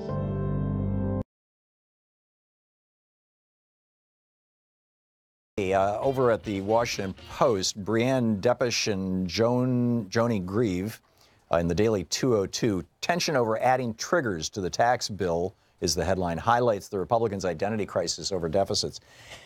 I have to explain this to you because it is so nonsensical. And the media is doing an absolutely terrible job of even describing it, much less explaining what Bob Corker's up to.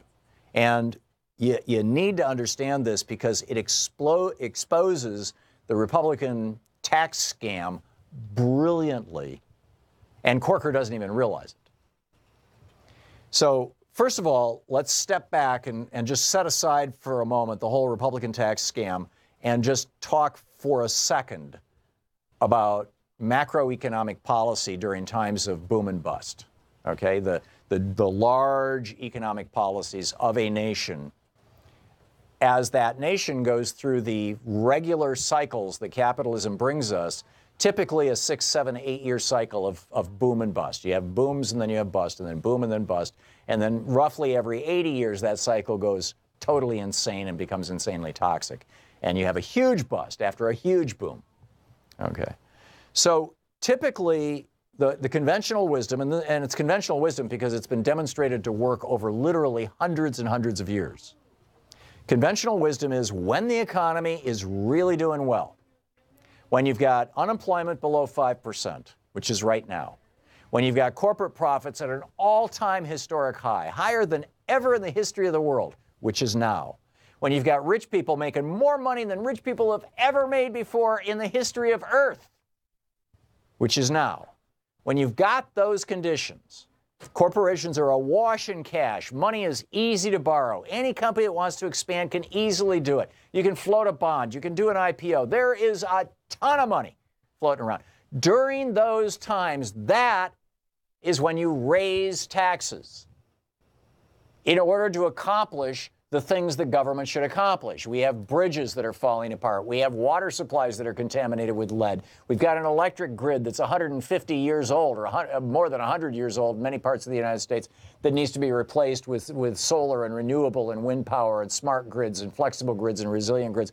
All of these kinds of infrastructure, our highways are filled with potholes, our airports are crumbling. All of this infrastructure, our internet infrastructure, last night I've got business service from Comcast over at my home because we send videos back and forth and whatnot all day long. And last night, our Comcast went down at 5 o'clock. Louise calls Comcast Business Services and says, hey, our internet is dead. The guy tries to reboot it and says, oh, can't do anything. Maybe we can send somebody out tomorrow. I'm not even sure we can get him tomorrow. Seriously. And this is supposed to be the 99.9% reliable Comcast business service? She called back and got another guy and said, this is my business. And he says, but it says your home address. Yes, this is my business. We're trying to run a damn business here, and you sold us business service, for which we pay a whole hell of a lot. Oh, yeah, okay, well, maybe we can do something. And surprise, surprise, in 10 minutes, our internet was working. I mean, this is just general craziness, right? So, but I got off on a tangent here. The conventional wisdom is that, and as I said, our internet infrastructure is crappy because it's mostly all in the hands of for-profit corporations that are more interested in squeezing profits out than providing customer service or expanding capabilities. So that's what's going on. So what you do when the economy is really good is you raise taxes and you make those investments, because those investments will return a profit. For every dollar that we spent on the GI Bill back in the 1940s and 50s, every dollar we spent on the GI Bill sending mostly young men to college who had been in World War II, we got $7 back in additional taxes. For every dollar that Dwight Eisenhower spent on the National Interstate Highway System, depending on the study you look at, we made between $100 and $1,000 in additional taxes. Infrastructure pays back. And it will pay back during those times when the economy is sliding. When you do tax cuts in order to stimulate an economy, you do that when the economy is in a recession, as President Obama did in 2009. The Stimulus Act of 2009, which included some tax cuts, principally, rolled back by 1 percentage point the Social Security tax deduction for a year. So, there was an actual reduction of taxes, for low-income people across the United States. Pardon me. And when that happens, that stimulates the economy, and we saw it. We saw it in real time. We watched as we went from losing 700,000 jobs a month to creating several 100,000 jobs a month for the next 7 years as a result of that stimulus. So the Republicans are doing this completely ass backwards. But then Corker comes along and says, okay, I'm concerned that this is going to cost more than $1.5 trillion.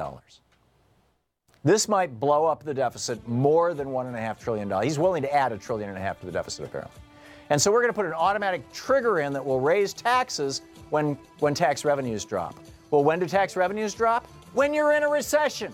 So Bob Corker just said, let's put into law that when we hit a recession, which is the time you should be cutting taxes, we're going to raise taxes, which will make the recession worse. These guys are idiots, and they're running our tax policy? Seriously? We'll be back. You're listening to the Thom Hartmann Program. Call 202-808-9925. Back with your calls after this. Stick around.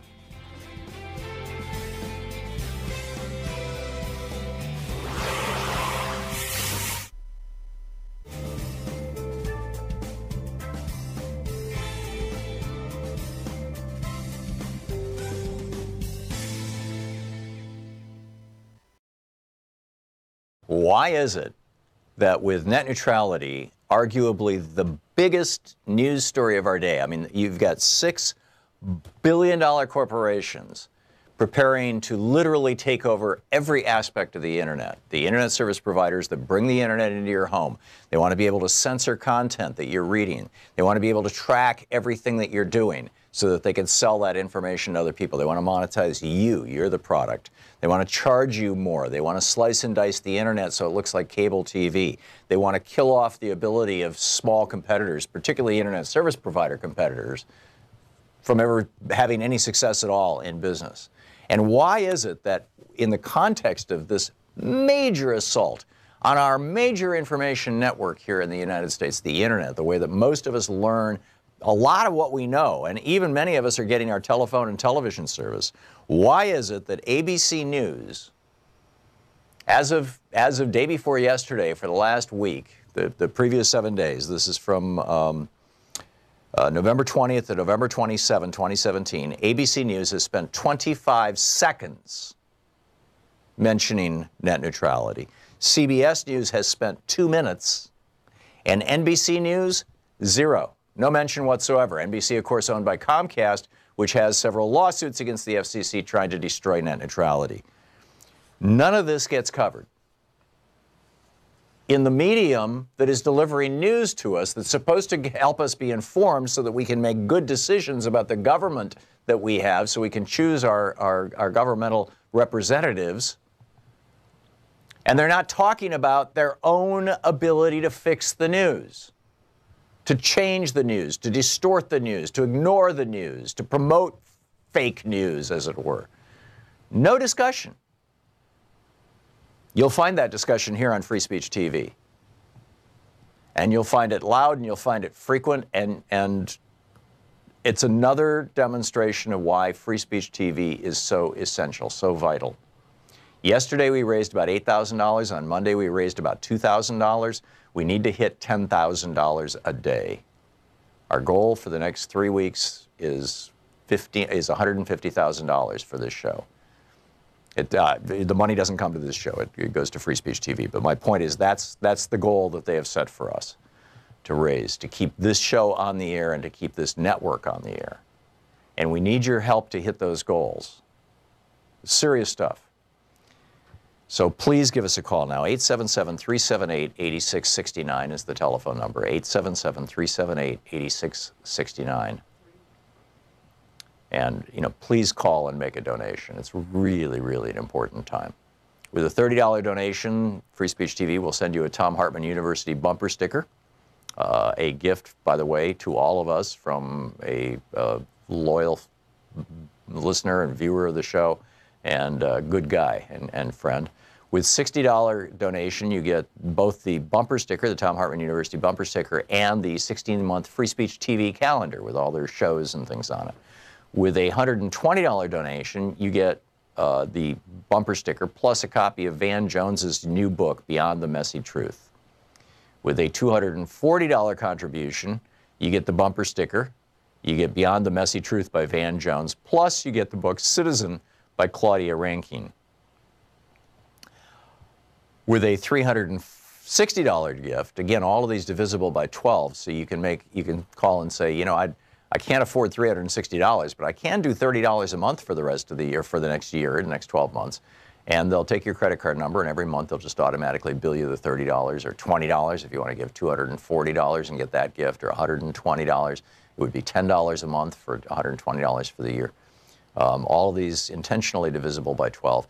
With a $340 donation, you get Beyond the Messy Truth by Van Jones, Citizen by Claudia Rankine, the Free Speech TV bumper sticker, the Free Speech TV calendar, Thom Hartmann University bumper sticker, plus an autographed copy of my book, Unequal Protection, the book about democracy in America. I was just rereading Unequal Protection last night. In fact, a clip from it, a quote from Rusticus, the pamphleteer who in 1773 kicked off the Boston Tea Party, which kicked off the American Revolution, will be in an article I wrote for Alternet. I wrote the article yesterday. It's going to run tomorrow, Thursday, so you can check that out. But that's from Unequal Protection, which is the book that you'll get with the $360 donation. And with a $1,000 donation, come to Portland. It's a beautiful city. And I'll take you to lunch or dinner or whatever, and we'll have a nice time. You can come by here and see us do the show. So those are the premiums. But the premiums are nowhere near as important as actually having the network. Free Speech TV's analysis shows that fewer than 2% of Free Speech TV viewers actually ever pick up the phone and make a contribution. If you're part of that 98%, please consider becoming part of the elite 2% who actually support Free Speech TV, who can say to their friends and neighbors, yes, I support independent media in the United States, who can say to themselves every night as they're going to sleep, yes, I did my part for independent media and democracy in the United States today. So please call now, 877-378-8669, 877-378-8669. Please, we need your help. Thank you.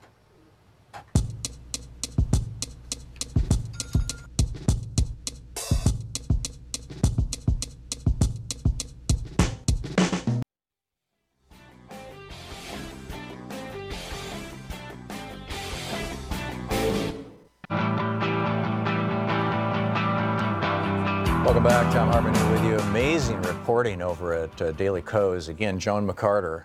I'm so impressed by the work that she does. She says if the Republican tax bill becomes law, it will immediately trigger a $25 billion cut in Medicare. Well, we know that. I mean, that's already been acknowledged by the Congressional Budget Office. The Republicans don't like to talk about it. You won't hear about it on Fox News or on the network television by and large, but that's really what's going to happen because of mandatory spending cuts that kick in because of the deficit increase. And Joan notes this happened in 2013. Now, then it was part of a government shutdown, but the same thing. Basically, the money for Medicare stopped. And so they checked in with an oncologist, a cancer doctor who had dealt with this back in 2013.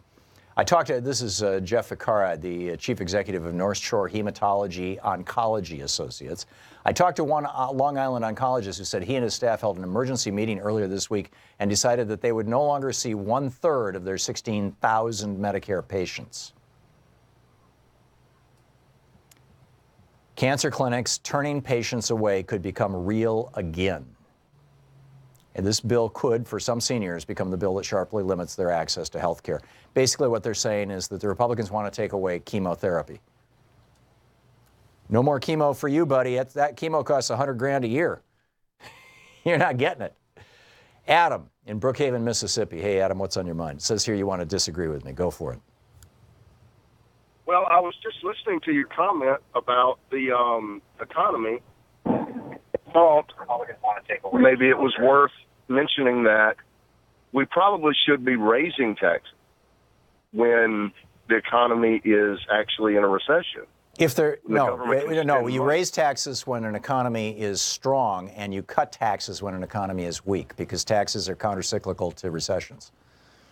I always found it counterintuitive myself. However, when I was taught this in economics in college, according to Keynesian philosophy, you would raise them when the economy was in a recession and use the government spending from those taxes to push the economy forward and get it out of a recession quicker, and then lower taxes which is what I thought Obama had done in his 9 years when he allowed the Bush tax cuts to expire. Yeah, and but see, Obama didn't push the economy back out of the recession. Yeah, no, I understand what you're saying, Adam, and you're not wrong. I'm not challenging you on that. There are, for example, Franklin Roosevelt raised taxes from 25% up to 91% over a period of about 5 years in the 1930s. But he did that as we were continuously recovering from the Great Depression. And you're right, he used that money to fund the CCC, the WPA, and all these other things that got us out of the Great Depression. Similarly, Barack Obama raised taxes, although he did not do it in 2009 or 2009. Bush would read my lips, Yeah, and Bush had to raise taxes. Raised some taxes and was not elected because of it. Yeah, but generally speaking, I don't disagree with you on this tax plan is garbage. It is. Complete corporate welfare is what it looks like. But I think we could lower taxes in the face of an economic boom for the middle class, for lower income people who actually do the most consumption and drive our economy, which 70% or so of it is consumption. Yeah, the problem with that, Adam, is right now we have an economy that is as juiced as it can get. And the principal juicer of it, by the way, nobody's talking about, is the Fed. The Fed is keeping interest rates below 1.5%, which means that businesses can borrow cheap, mortgages cheap, everything, cars, new cars, anything that you want to buy. It stimulates consumption, which then in turn stimulates production, which stimulates the economy. So if we were to cut taxes during a time when the economy is actually not just doing well, but is doing well because it's been heavily juiced, right? There's no doubt in my mind that if the Fed fund rate went up to 5% tomorrow, we would be in a Great Depression. And 5% is not an outrageous number. We were at 13% in 1975 at the Fed fund rates. So if we were to cut taxes right now and further stimulate the economy, what that will produce is an overheated economy, which produces inflation. You produce inflation, and you're going to start seeing demand to raise wages. You start having demand to raise wages, and then you're in this inflationary cycle, spiral. And the wages will never increase faster than expenses. It just doesn't happen. And so what happens is that average working people end up even further behind down the road because the cost increases are going to outpace the wage increases. You're increasing the pain later. Yeah, exactly. Well, and throughout the entire process. Yeah. So I think that if you have an economy that is just doing well because of all the economic circumstances, like we had in the 1950s, and the principal economic circumstance was that our competitors in Germany and Japan were wiped out. If you've got an economy like that where it's not doing well because of fiscal stimulus, then sure, go ahead and raise taxes. And I never hear a proponent of this tax plan talking about how it's going to create more demand. Because companies are not going to create more jobs if there's not more demand for their product. That's absolutely right. And demand. I'm not going to form a new business just because I got a tax break if there's no demand for the business. Absolutely right. And if you do, by the way, if you were to say, hey, I got an extra $40,000 tax cut this year, I'm going to go out and start a business with that money, and I'm going to sell widgets because I just know everybody wants widgets, and nobody wants widgets. I mean, it's like giving people money to do businesses, to create businesses, is dumb. I mean, businesses need to be scrappy and competitive and find their unfair competitive advantage and exploit it as much as they can and build their business based on their own expertise, not on the fact that some politician thought it'd be a good idea to hand them 20 or 30 grand. Or 200 or 300. One of the comments I heard while I was waiting on the phone call was about regulation and small business versus large business, and you couldn't be more right about that. I own a small business, and we're fairly heavily regulated. And so when I hear people talking about deregulation, I realize you're not talking about me. You're talking about companies that I'll never compete with, that when they get deregulated, they either crash the economy or pollute a river. Yes, exactly. It's for a small business guy, you cannot we never see deregulation. Yeah. Our regulations on the state and local level are constantly going up, and on a federal level seems like they're going away, which right. And another thought there. And there are some toxic regulations out there. And for example, I wrote about this in Unequal Protection. During the George Herbert Walker Bush presidency, or maybe it was when he was vice president, Monsanto developed genetically modified organisms. There was no law or regulation around GMOs. And they knew that they could not bring this thing to market, and they couldn't lock out small and medium-sized companies from competing with them unless they could get some fairly heavy regulation around GMOs, so that in order to do GMOs, you basically had to be a billion-dollar company. And so they went to George Bush Sr., and they said, we need these regulations, and he complied, and he put them into law. And that kind of regulation I have a problem with. But and it's all too common now that we've got such extensive corporate capture of our regulatory apparatus. But that's not what Republicans are talking about when they're saying that they want to cut regulations. What they're talking about is they want to make it so that Georgia Pacific can dump more poison in the air and refineries can dump more crap in the water. Adam, I got to move along, but thank you for the call and thanks for listening to SiriusXM. Linda in Sammamish, Washington. Hey, Linda, what's up? Hi, it's actually Sammamish, Washington. Sammamish, thank you. For taking my call, Tom.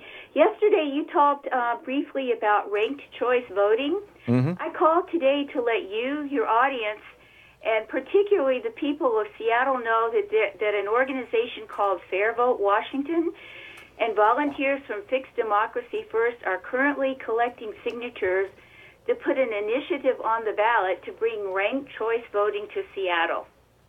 Great.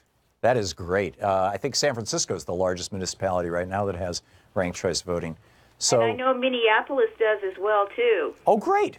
I think I'd heard that before. It just hadn't stuck in my brain.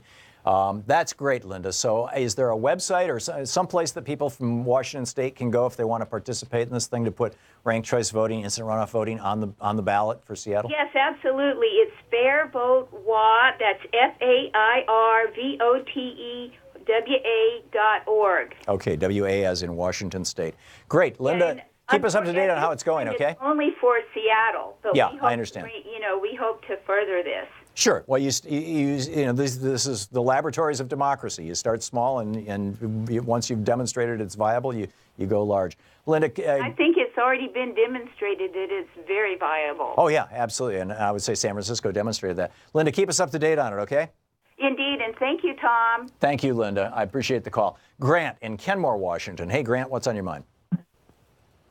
Good day. I just wanted to share two pieces of what I thought were good news that I witnessed on my train ride over Thanksgiving from Seattle to Santa Cruz and back on the Coastal Starlight. Okay. And one is the beauty of the water returning to the West Coast and seeing all the birds and all the little niches. And the train takes you, by the ocean, through the mountains, along the rivers, through managed lands, through less managed lands, be it forestry or not. And water is life. That was one of the positive pieces of news I saw. Mm-hmm. The other one was today's handing to the governor of Washington a do not recommend for the shipment port in Vancouver, Washington, of oil. So that is a piece of news to me that our system that we participate in is working. Yeah. That can be handed a. That's good news, Grant. I got to bail here. We're hitting a break, but thank you for the call, and we'll be right back. You're listening to Thom Hartmann. Visit thomhartmann.com for audio and video archives. More of your calls in just a minute, and also we're going to be checking in with Talk Media News in about 5 minutes. Stick around.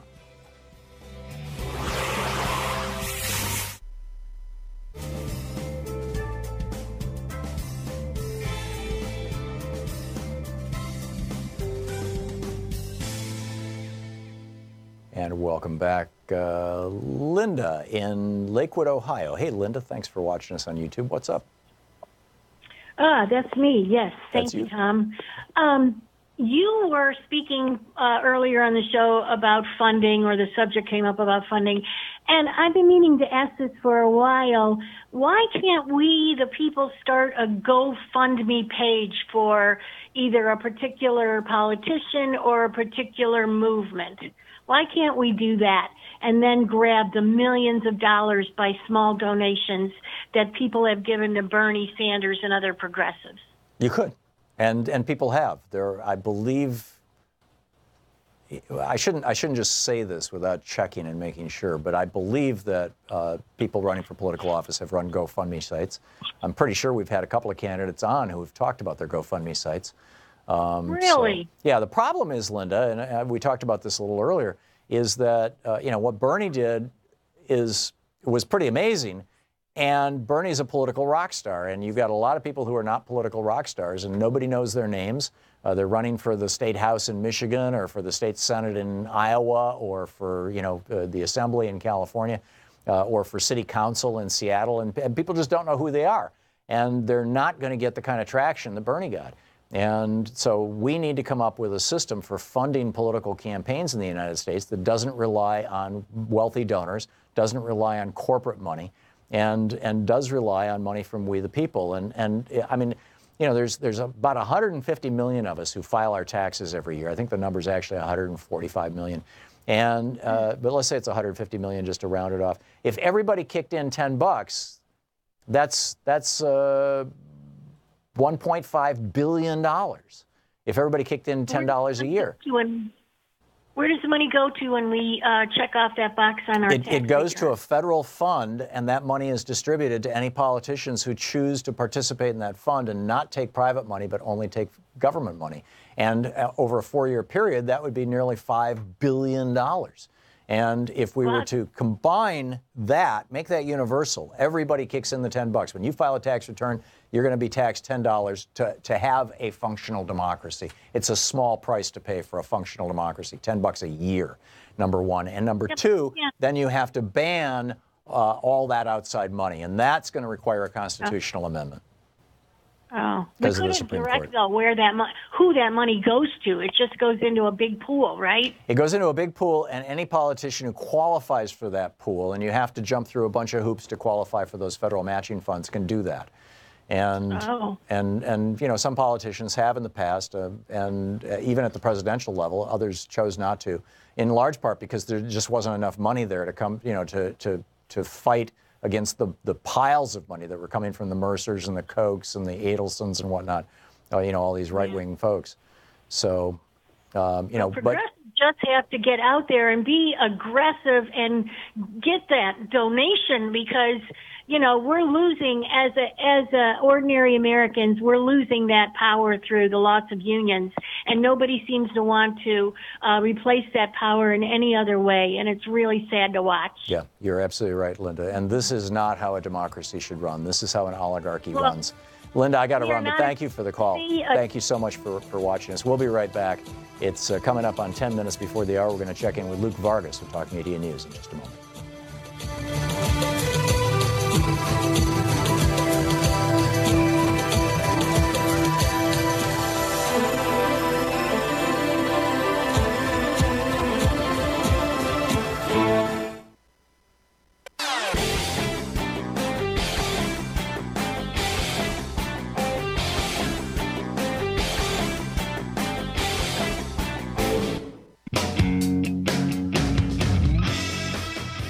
Welcome back. Thom Hartmann here with you. Let's check in with Talk Media News and find out what's going on in the world today.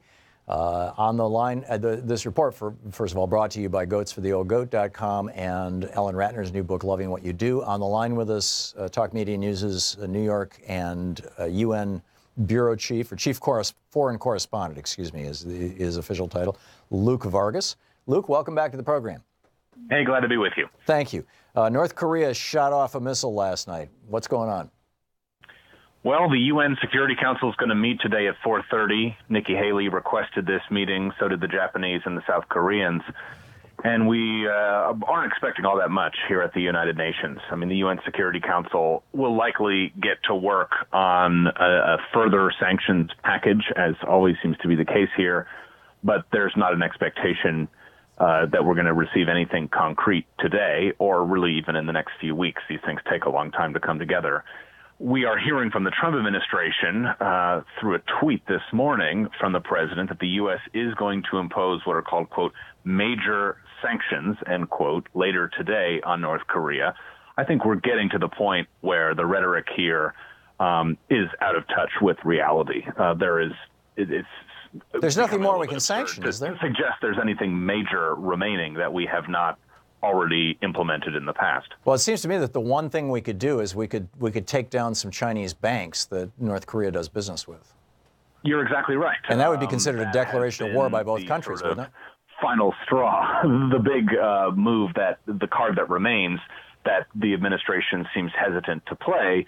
Instead, we've seen sort of the odd optics of the administration praising Chinese efforts of containment, including today sort of dusting off old Chinese policies from the archives as if they're brand new decisions. The White House today was pointing to China now enforcing a ban on Chinese tourists going to North Korea. Well, when I was in Asia earlier this month, that policy was actually announced. So to suggest this is, a Chinese reaction to what occurred yesterday is not correct. I think the other sort of thing worth keeping in mind here, and there's not all that much more to say about each of these nuclear tests, but the one thing that has changed a little bit on the North Korean side is, you heard from their state broadcaster, KCNA, today, saying that after the test yesterday, the country had now achieved its mission of becoming a nuclear state. The technology that we saw on display yesterday is not really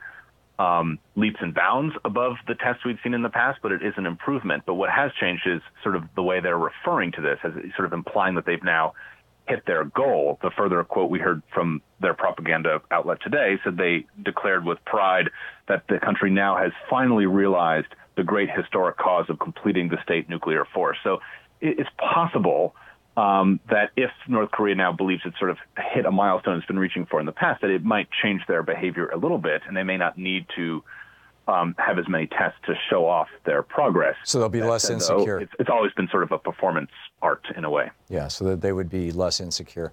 Here's this story that you mentioned in your email to us. The RAND Corporation has just published a major report on the origin of American jihadis.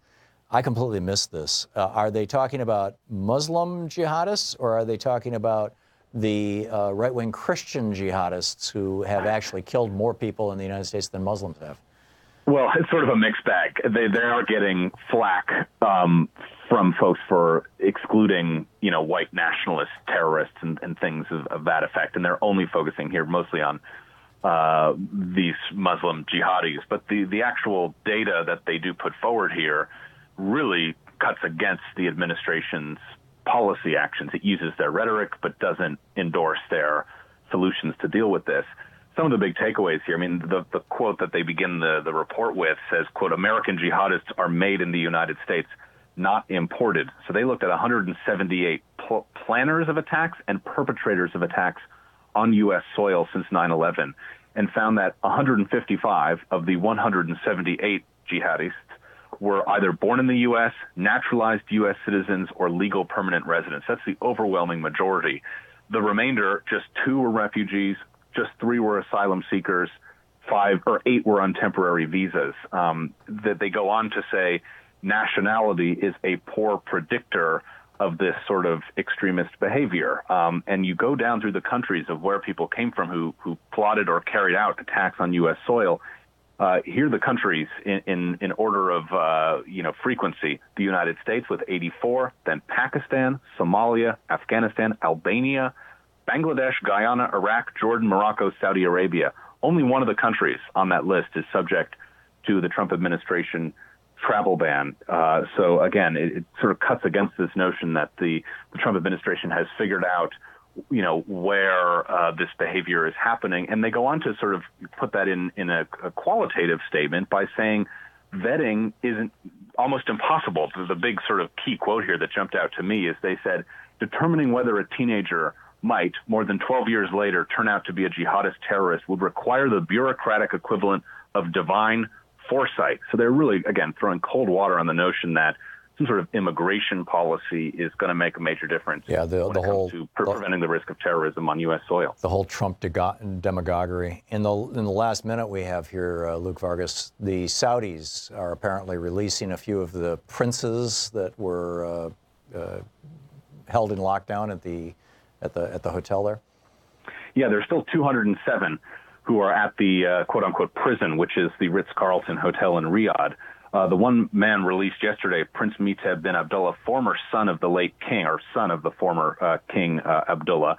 His settlement was for $1 billion, and in addition to coughing over some serious cash here for alleged corruption, there's a political embarrassment that is also being sought here, that you have to make a public statement confessing to your crime, sort of embezzlement of state funds in this case, hiring ghost workers, awarding contracts to himself. It's a dual strategy. We've talked about before. This is large, in many ways, an effort to solidify the crown prince's sort of political stature by, embarrassing his opponents. The other one is to fill up state coffers. Saudi Arabia is cash-strapped. They are targeting $100 billion in recouped funds here, which would be quite useful as the kingdom tries to move forward. But again, one release, we're hearing about 3 more in the next few days, but still many, many to go. And it's getting to the point where there's so many people locked up, so little uncertainty, it's starting to hurt the Saudi economy. So they're going to want to do this fast. Amazing. Luke Vargas of Talk Media News. Thank you, Luke. Thank you. We'll be back. You're listening to Thom Hartmann.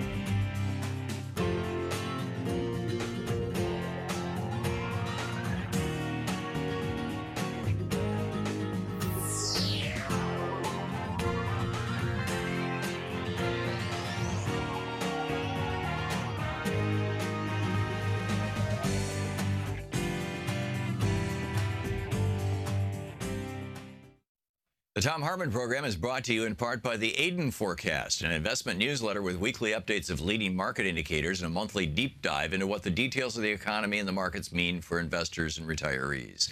On the web at aidenmarkets.com. Wines have some of the highest pesticide levels in our food chain. This hour brought to you by ecowine.com. Pesticide-free wines, organic wines, imported from France by the Organic Wine Company, ecowine.com. Hartmann Program is brought to you in part by Super Beets. Super Beets are sourced from non-GMO beets, and they're packed with dietary nitrates, helping to produce nitric oxide for more energy, stamina, and support for healthy blood pressure levels naturally. For more information, call 800-223-8242 or visit tomsbeets.com.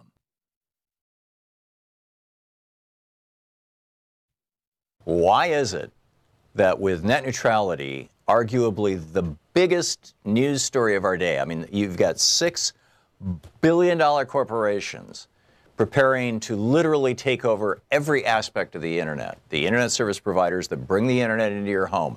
They want to be able to censor content that you're reading. They want to be able to track everything that you're doing so that they can sell that information to other people. They want to monetize you. You're the product. They want to charge you more. They want to slice and dice the internet so it looks like cable TV. They want to kill off the ability of small competitors, particularly internet service provider competitors, from ever having any success at all in business. And why is it that in the context of this major assault on our major information network here in the United States, the internet, the way that most of us learn a lot of what we know, and even many of us are getting our telephone and television service, why is it that ABC News, as of day before yesterday for the last week, the previous 7 days, this is from November 20th to November 27, 2017, ABC News has spent 25 seconds mentioning net neutrality. CBS News has spent 2 minutes, and NBC News, 0. No mention whatsoever. NBC, of course, owned by Comcast, which has several lawsuits against the FCC trying to destroy net neutrality. None of this gets covered. In the medium that is delivering news to us that's supposed to help us be informed so that we can make good decisions about the government that we have, so we can choose our governmental representatives, and they're not talking about their own ability to fix the news, to change the news, to distort the news, to ignore the news, to promote fake news, as it were. No discussion. You'll find that discussion here on Free Speech TV. And you'll find it loud and you'll find it frequent, and it's another demonstration of why Free Speech TV is so essential, so vital. Yesterday we raised about $8,000. On Monday we raised about $2,000. We need to hit $10,000 a day. Our goal for the next 3 weeks is $150,000 for this show. The money doesn't come to this show. It goes to Free Speech TV. But my point is that's the goal that they have set for us to raise, to keep this show on the air and to keep this network on the air. And we need your help to hit those goals. Serious stuff. So please give us a call now. 877-378-8669 is the telephone number. 877-378-8669. And, please call and make a donation. It's really, really an important time. With a $30 donation, Free Speech TV will send you a Thom Hartmann University bumper sticker, a gift, by the way, to all of us from a loyal listener and viewer of the show and a good guy and friend. With $60 donation, you get both the bumper sticker, the Thom Hartmann University bumper sticker, and the 16-month Free Speech TV calendar with all their shows and things on it. With a $120 donation, you get the bumper sticker plus a copy of Van Jones's new book, Beyond the Messy Truth. With a $240 contribution, you get the bumper sticker, you get Beyond the Messy Truth by Van Jones, plus you get the book Citizen by Claudia Rankine. With a $360 gift, again, all of these divisible by 12, so you can call and say, I can't afford $360, but I can do $30 a month for the rest of the year, for the next year, the next 12 months. And they'll take your credit card number, and every month they'll just automatically bill you the $30 or $20 if you want to give $240 and get that gift, or $120. It would be $10 a month for $120 for the year. All of these intentionally divisible by 12. With a $340 donation, you get Beyond the Messy Truth by Van Jones, Citizen by Claudia Rankine, the Free Speech TV bumper sticker, the Free Speech TV calendar, Thom Hartmann University bumper sticker, plus a copy, an autographed copy of my book, Unequal Protection, the book about democracy in America. I was just rereading Unequal Protection last night. In fact, a clip from it, a quote from Rusticus, the pamphleteer who in 1773 kicked off the Boston Tea Party, which kicked off the American Revolution, will be in an article I wrote for Alternet. I wrote the article yesterday. It's going to run tomorrow, Thursday, so you can check that out. But that's from Unequal Protection, which is the book that you'll get with the $360 donation. And with a $1,000 donation, come to Portland. It's a beautiful city. And I'll take you to lunch or dinner or whatever, and we'll have a nice time. You can come by here and see us do the show. So those are the premiums. But the premiums are nowhere near as important as actually having the network. Free Speech TV's analysis shows that fewer than 2% of Free Speech TV viewers actually ever pick up the phone and make a contribution. If you're part of that 98%, please consider becoming part of the elite 2% who actually support Free Speech TV, who can say to their friends and neighbors, yes, I support independent media in the United States, who can say to themselves every night as they're going to sleep, yes, I did my part for independent media and democracy in the United States today. So please call now, 877-378-8669, 877-378-8669. Please, we need your help. Thank you. Hat on.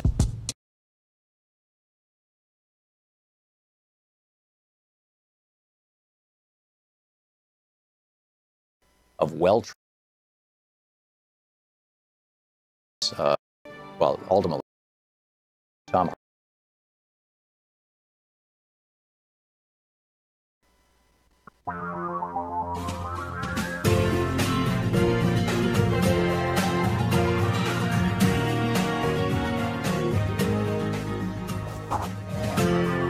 This is the Thom Hartmann Program. And welcome back. We've been hearing some woofing in the studio. Hi there, Blue. You have bad breath. Blue smells like my dog. Our Australian Shepherd is in the studio with us today. Whoops. My microphone just fell off. There we go. And so apologies for the woofing, but I wanted to introduce you to Blue and say hi. What a day. There is talk that Kellyanne Conway might go to jail.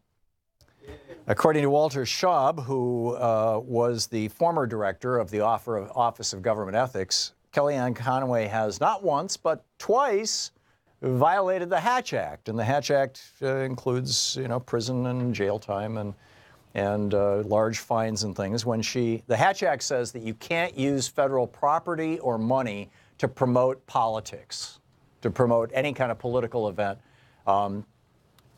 Similarly, it says you can't use it to promote your own personal business. So, you've got, the first time was Kellyanne Conway pitching Ivanka's stuff. Then she's, trashing Doug Jones in the Alabama election that's coming up, supporting Roy Moore. And she was doing it on federal property and in front of federal logos and whatnot. This is just a clear violation of the law. Who are going to be the biggest recipients of the tax breaks that Donald Trump, Mitch McConnell, and Paul Ryan are, just hysterically trying to push through Congress before anybody figures out how bad this stuff is? Well, we're starting to get some sense of who the principal beneficiaries, the principal recipients of this largesse are going to be. Public Citizen, the group that Ralph Nader started back in the 70s, citizen.org is their website, just issued a report on this. They broke it down. And what they found is that the largest 9 financial corporations in America are going to get $28 billion in tax breaks from this. $28 billion. Now, this is a Republican Congress that is unwilling to reappropriate funds for the Children's Health Insurance Program to save poverty-stricken children from death and disease. This is a Republican Congress that doesn't want you to be able to deduct your health and medical expenses from your taxes if you are seriously ill, if your partner, if your husband or wife, if one of your children or your parents is seriously ill and you have medical expenses that exceed 10% of your income. Right now, that's tax deductible. The Republicans want to do away with that tax deductibility. If you're a student, at least one of my kids, maybe a couple of them, I'm not sure. I'd have to go back and ask them, but I know one of them was an instructor, a graduate instructor, in college, and the college gave him tuition in exchange for teaching classes when he was in graduate school, when he was working on his master's degree, and he was teaching undergrad classes. It's fairly common practice in colleges. Now, and back then it was like, okay, we'll give you $3,000 worth of tuition in exchange for teaching this class. Now that $3,000 has to be declared as income.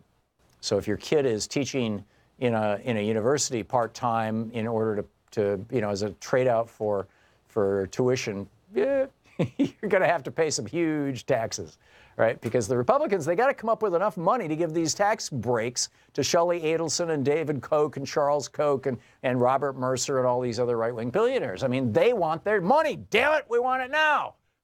They're saying to the Republicans. Lindsey Graham, he says, what's going to happen if we don't pass tax cuts? No more money from the donor class. And he's not the only one. You got a bunch of Republicans who are freaking out. Because if they can't give literally hundreds of billions of dollars to the people who have donated literally tens of millions of dollars to them, and just keep in mind what a cheap date these members of Congress are, right? I mean, you give Paul Ryan a couple $100,000 or $1 million, and he'll make sure that you make $100 billion. What a hell of a return on investment. The best, most profitable business in America today. And if you don't believe this, go to Whitefish, Montana, and ask the guys there who got $30 million, for a two-person company to rebuild Puerto Rico. And guess what? Puerto Rico's falling apart again. It was Whitefish's work, apparently, that is falling apart. $28 billion to the top 9 financial corporations. 9 big banks collectively hold more than $172 billion offshore, which is booked to their... You see, normally we talk about, it's Apple, it's Microsoft, it's General Electric, it's all these big companies, these American companies that are holding that money overseas. Well, actually, guess who's holding that money overseas for them? Citicorp, Wells Fargo, Bank of America, all these big banks, they have bought or built offshore banks so that they can handle their customers' offshore money. $172 billion of it in 2,270 tax haven subsidiaries across the globe of just these 9 big banks. These 9 big banks have 2,270 subsidiary banks in no tax locations so that rich people, billionaires, and multinational corporations can stash their money with American banks in the Caymans, in Bermuda, in Panama, fill in the blanks. This is the greatest share of offshore profits. Most of it is being held by Citigroup. Citigroup is sitting on $47 billion in 137 offshore tax havens, according to Citizen.org. And how much profit will Citicorp make if this Republican tax bill goes through? $9.3 billion. $1 billion is $1 million 1,000 times. That's $9,300 million. Who is the second biggest recipient of the tax breaks that the Republicans are pushing? J.P. Morgan Chase. Third biggest recipient? Well, that would be Goldman Sachs, of course. Steve Mnuchin, Gary Cohn. I mean, all these guys from Goldman Sachs are running our economy right now in the Trump White House. I don't want a poor person doing that. I want a billionaire, right? This is insane. Donald Trump, meanwhile, has been telling Republicans in private, apparently since just right after the election, that the Access Hollywood tape is a fake, that President Obama's birth certificate is a fake. Yes, he apparently still believes the birther lies. and that he lost the popular vote by 3 million votes because of voter fraud by illegal immigrants from Mexico. He apparently believes this stuff because he keeps repeating it to Republicans, to his friends. And they keep coming out to the press and going, holy cow, is this guy losing it? Is this guy connected to reality at all? Meanwhile, in Colorado, a lawyer has sued the state of Colorado based on the rights of nature. This is Ex parte Young, Colorado River Ecosystem versus State of Colorado. And basically, he's saying that under a Supreme Court decision called the Sierra Club versus Morton in 1972, Supreme Court Justice William O. Douglas ruled that nature actually has rights and that individuals who set themselves up as spokespeople for nature can litigate on behalf of nature. This is a 60-million-year-old critically threatened river that runs through all life in the western United States, according to the law, says Jason Flores Williams. So they sued in the state of Colorado on behalf of nature. What happened? The Attorney General is threatening to sanction the lawyers. This is mind-boggling. The lawyers said they didn't threaten to sanction Exxon attorneys for lying about global warming. They didn't threaten to sanction Bank of America attorneys for fraudulently foreclosing on people's homes. They didn't threaten to sanction Nestle attorneys for privatizing our water and selling it back to us, but try to equal the playing field between corporations and the environment. And they try to personally damage you, said Jason Flores Williams. It's their playbook. Yes, they're trying to destroy an individual lawyer. We'll be back. This is the Thom Hartmann Program. We got some serious problems in this country right now. And it all seems to come back to billionaires and their money. We'll be back.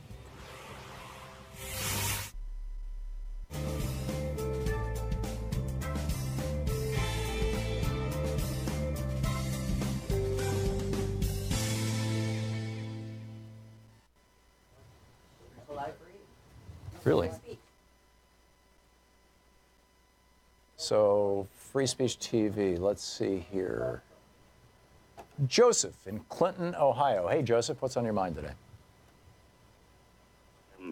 Tom. Hey, Joseph. Hello.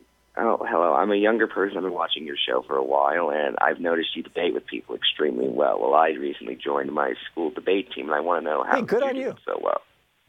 Good on you. I'm sorry. You said you want to know what? How you debate conservative people so well.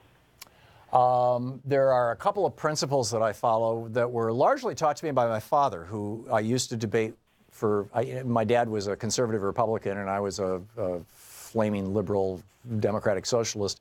And until I was around 16, we would get into fights. In fact, Dad kicked me out of the house one night when I was 16 years old over a political fight.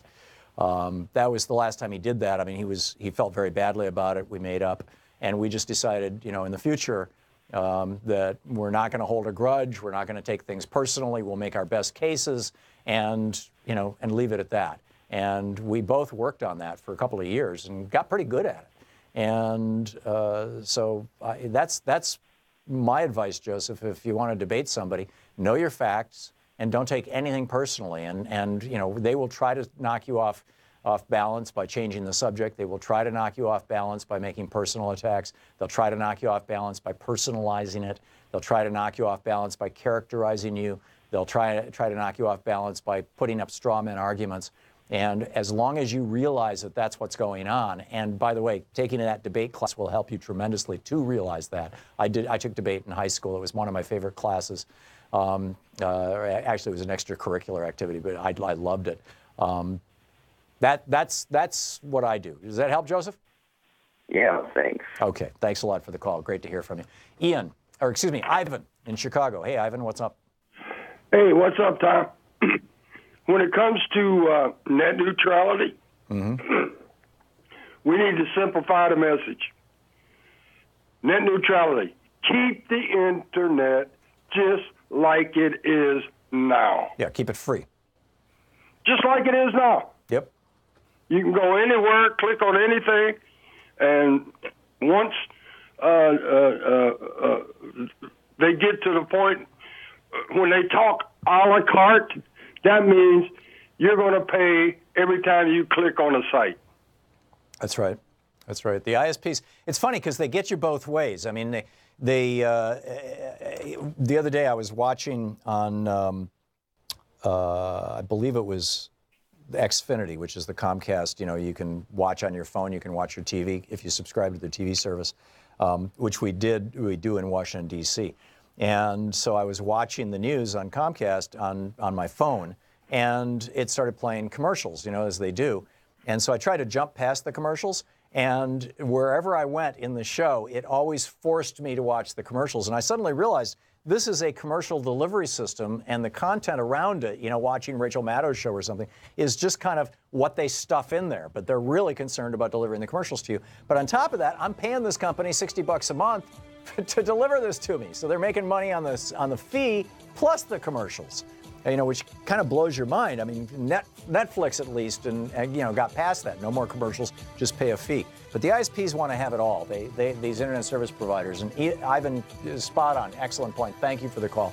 They want to take your fees and they want to deliver ads to you. And they want to sell your information. We'll be back.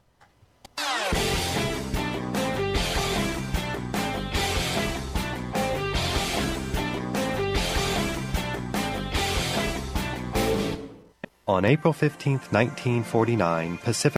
Hi, I'm Heather with Free Speech TV. Your support, whether through giving of donations, volunteering, or even spreading the word, has made it possible for the only independent progressive news network to sustain for more than 20 years. Now, you can give to Free Speech TV through the Branch of Gratitude. This program is a sustainable way to give that reduces waste through paper mailing, postage, and staff hours. By choosing to participate in the Branch of Gratitude, you are joining hands with the socially conscious community and sending a message to the world that Free Speech TV is not only here to stay, it is here to thrive. Please call 877-378-8669 or go online to freespeech.org. Make a difference and join the Branch of Gratitude today.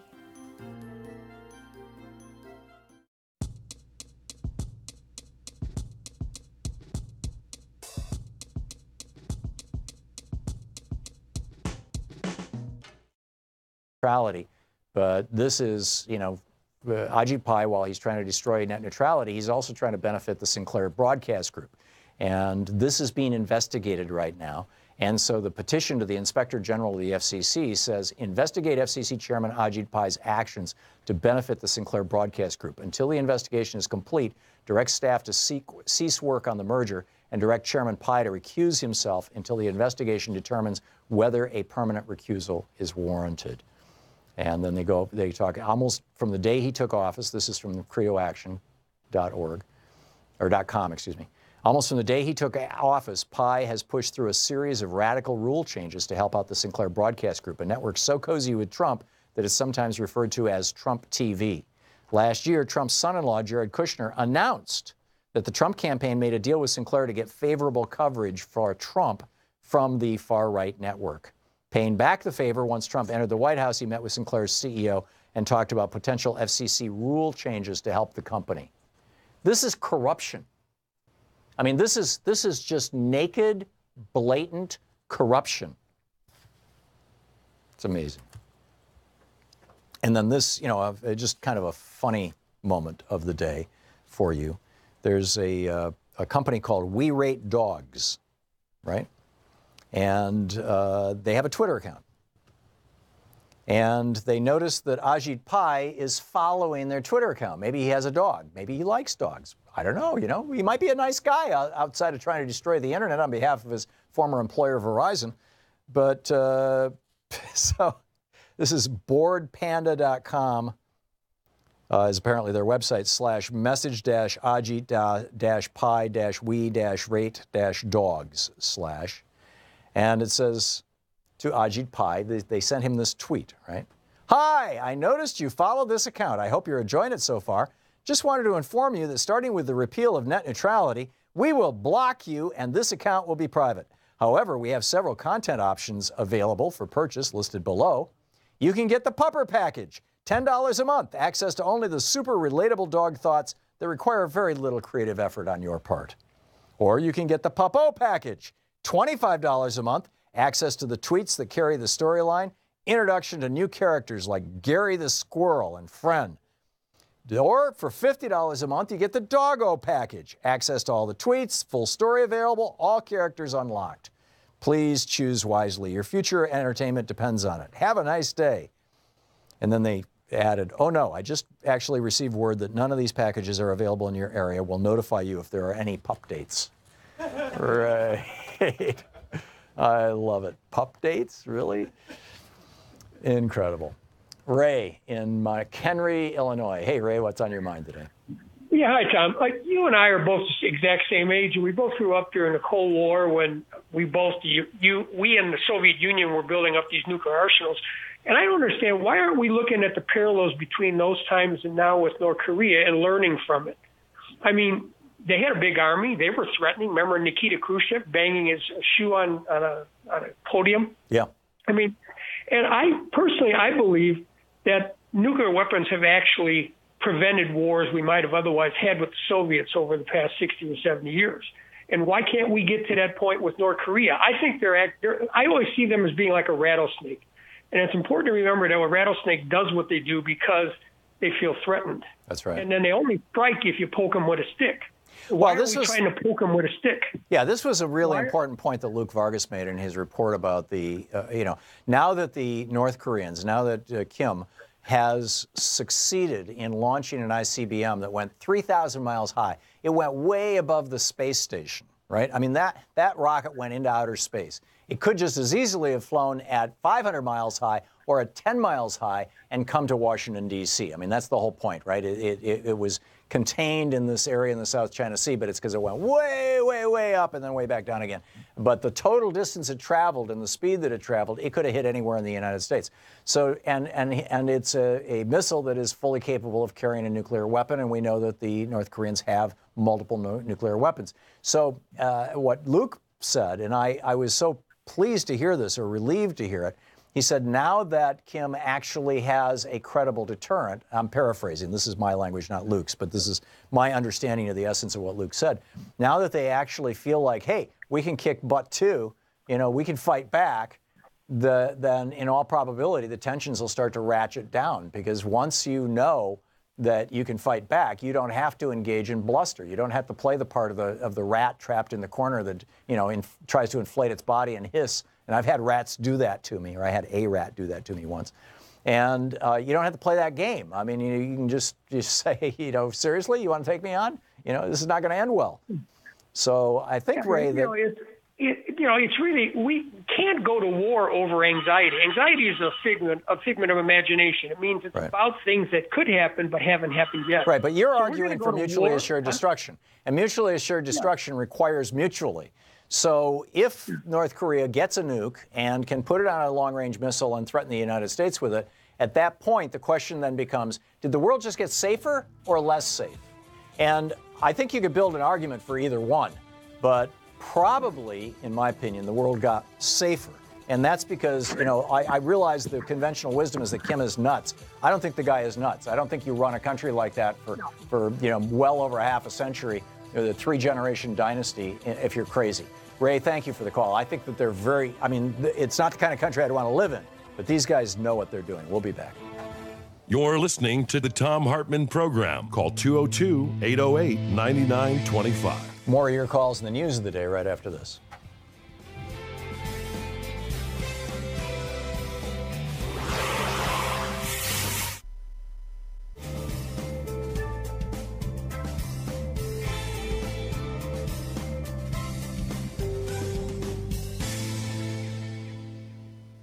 Why is it that with net neutrality, arguably the biggest news story of our day, I mean, you've got $6 billion corporations preparing to literally take over every aspect of the internet. The internet service providers that bring the internet into your home. They want to be able to censor content that you're reading. They want to be able to track everything that you're doing so that they can sell that information to other people. They want to monetize you. You're the product. They want to charge you more. They want to slice and dice the internet so it looks like cable TV. They want to kill off the ability of small competitors, particularly internet service provider competitors, from ever having any success at all in business. And why is it that in the context of this major assault on our major information network here in the United States, the internet, the way that most of us learn a lot of what we know, and even many of us are getting our telephone and television service, why is it that ABC News, as of day before yesterday for the last week, the previous 7 days, this is from November 20th to November 27, 2017, ABC News has spent 25 seconds mentioning net neutrality. CBS News has spent 2 minutes, and NBC News, 0. No mention whatsoever. NBC, of course, owned by Comcast, which has several lawsuits against the FCC trying to destroy net neutrality. None of this gets covered. In the medium that is delivering news to us, that's supposed to help us be informed so that we can make good decisions about the government that we have, so we can choose our governmental representatives, and they're not talking about their own ability to fix the news, to change the news, to distort the news, to ignore the news, to promote fake news, as it were. No discussion. You'll find that discussion here on Free Speech TV. And you'll find it loud and you'll find it frequent, and it's another demonstration of why Free Speech TV is so essential, so vital. Yesterday we raised about $8,000. On Monday we raised about $2,000. We need to hit $10,000 a day. Our goal for the next 3 weeks is $150,000 for this show. The money doesn't come to this show. It goes to Free Speech TV. But my point is that's the goal that they have set for us to raise, to keep this show on the air and to keep this network on the air. And we need your help to hit those goals. Serious stuff. So please give us a call now. 877-378-8669 is the telephone number. 877-378-8669. And, please call and make a donation. It's really, really an important time. With a $30 donation, Free Speech TV will send you a Thom Hartmann University bumper sticker, a gift, by the way, to all of us from a loyal listener and viewer of the show and a good guy and friend. With $60 donation, you get both the bumper sticker, the Thom Hartmann University bumper sticker, and the 16-month Free Speech TV calendar with all their shows and things on it. With a $120 donation, you get the bumper sticker plus a copy of Van Jones's new book, Beyond the Messy Truth. With a $240 contribution, you get the bumper sticker, you get Beyond the Messy Truth by Van Jones, plus you get the book Citizen by Claudia Rankine. With a $360 gift, again, all of these divisible by 12, so you can call and say, I can't afford $360, but I can do $30 a month for the rest of the year, for the next year, the next 12 months. And they'll take your credit card number, and every month they'll just automatically bill you the $30 or $20 if you want to give $240 and get that gift, or $120. It would be $10 a month for $120 for the year. All of these intentionally divisible by 12. With a $340 donation, you get Beyond the Messy Truth by Van Jones, Citizen by Claudia Rankine, the Free Speech TV bumper sticker, the Free Speech TV calendar, Thom Hartmann University bumper sticker, plus an autographed copy of my book, Unequal Protection, the book about democracy in America. I was just rereading Unequal Protection last night. In fact, a clip from it, a quote from Rusticus, the pamphleteer who in 1773 kicked off the Boston Tea Party, which kicked off the American Revolution, will be in an article I wrote for Alternet. I wrote the article yesterday. It's going to run tomorrow, Thursday, so you can check that out. But that's from Unequal Protection, which is the book that you'll get with the $360 donation. And with a $1,000 donation, come to Portland. It's a beautiful city. And I'll take you to lunch or dinner or whatever, and we'll have a nice time. You can come by here and see us do the show. So those are the premiums. But the premiums are nowhere near as important as actually having the network. Free Speech TV's analysis shows that fewer than 2% of Free Speech TV viewers actually ever pick up the phone and make a contribution. If you're part of that 98%, please consider becoming part of the elite 2% who actually support Free Speech TV, who can say to their friends and neighbors, yes, I support independent media in the United States, who can say to themselves every night as they're going to sleep, yes, I did my part for independent media and democracy in the United States today. So please call now, 877-378-8669, 877-378-8669. Please, we need your help. Thank you.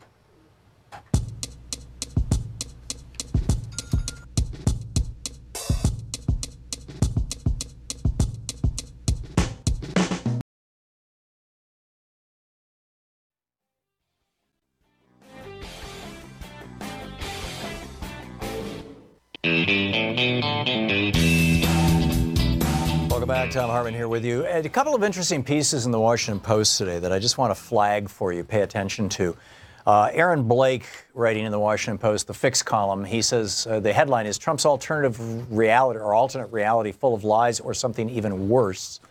And Aaron Blake says, okay, we've got this problem. Trump is constantly telling lies, and he's not just telling lies. I mean, the Washington Post has documented an average of 5.5 lies a day since he became president, and that he's going to hit 2,000 lies by the end of the year, something no president has ever even come close to. So the question is he stupid? Is that why he keeps telling lies? Because he keeps repeating things that have already been debunked, completely debunked. Is he stupid? Or is he a professional liar? And Aaron Blake in the Washington Post is suggesting that he's quoting Jonathan Chait over at New York Magazine, saying that if Trump is saying these things to aides behind closed doors, it reinforces the idea he may simply be divorced from reality. In other words, truly delusional. And he concludes by saying either Trump is lying or he truly doesn't grasp basic facts. Neither is a quality you want in a leader of the free world. Then Greg Sargent comes out in the Morning Plum today in the Washington Post and says, no, it's even worse than that. He says Trump is not trying to persuade anyone of anything as much as he's trying to render reality irrelevant. He's asserting a species of power, the power to evade constraints normally imposed by empirically verifiable facts. The more brazen or shameless, the more potent the assertion of power. And they're both talking about his privately telling Republicans that he thinks that Obama's birth certificate is faked, and he thinks the Access Hollywood tape was made up, et cetera, et cetera. I mean, it's pretty breathtaking when you get to it. Judy in Chicago. Hey, Judy, thanks for listening to WCPT. What's up? Hi, Tom. I just wanted to call in and say, I'm 75, and I feel in my stomach the way I felt in 1948 when I was a kid and they were teaching you how to hide under the desk because the atomic bomb might be dropped. Yep. I mean, now you have this with Korea. And, I try to keep myself uplifted, but I mean, every day there's something more grotesque than the day before where this man is concerned. And now you have the tax bill. I mean, I'm on Medicare. My husband's on Medicare. Everybody I know is on Medicare. It just boggles my brain that this is all going on and people can't grasp that if we don't get out there and we don't start fighting and doing what we need to, we have a Republican Congress and a Republican Senate. Nothing is going to change. Yeah. We have to vote. And unfortunately, half of the United States isn't even aware of what's going on. I have a niece in Florida. She has no clue what's going on. Yeah, this is media malpractice. I completely agree.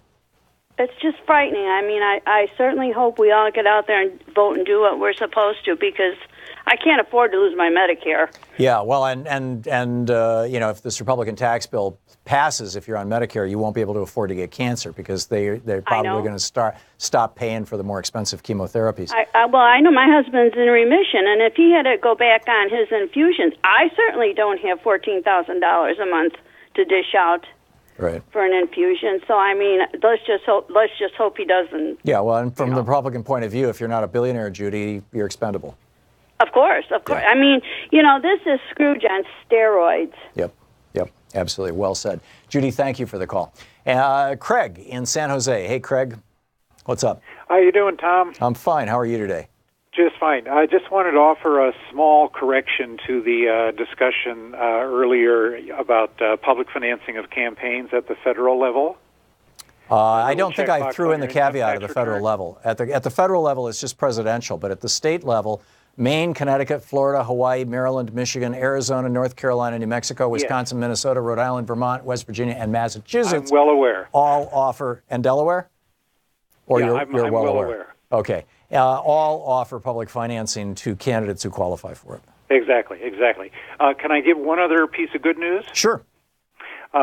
State of California, California Clean Money Campaign, all nonpartisan, nonprofit organization that works on election reform.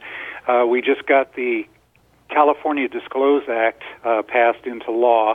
It will require in next year's election season, all ballot measure campaign ads in California will be required to disclose clearly and unambiguously down at the bottom who really paid for them. Whoa. You mean really paid for them, so they can't set up like the Committee to Protect Integrity and Freedom when actually they're like the pesticide industry. Will say this ad was paid for by, it'll give the committee name, and then it will say whose principal funders are, and then it will have to list the top 3 funders. Wow. The strongest disclosure law in the country, and we're hoping all the other states will follow suit. That is great news, Craig. Thank you for that. Thank you for calling and sharing. I appreciate it. Thank you. Have a good one. Yeah, have a great one. Ann in Kankakee, Illinois. Hey, Ann, what's on your mind today? Ann? Okay, Ann, you need to listen to your phone, not your radio. Caleb in Lake Oswego, Oregon. Hey, Caleb, what's on your mind today? Hey, Tom, thank you so much for coming back to Portland. It's just wonderful to have you. My pleasure. It's great being back here with my family. It's so nice. Oh, my gosh. I love the city.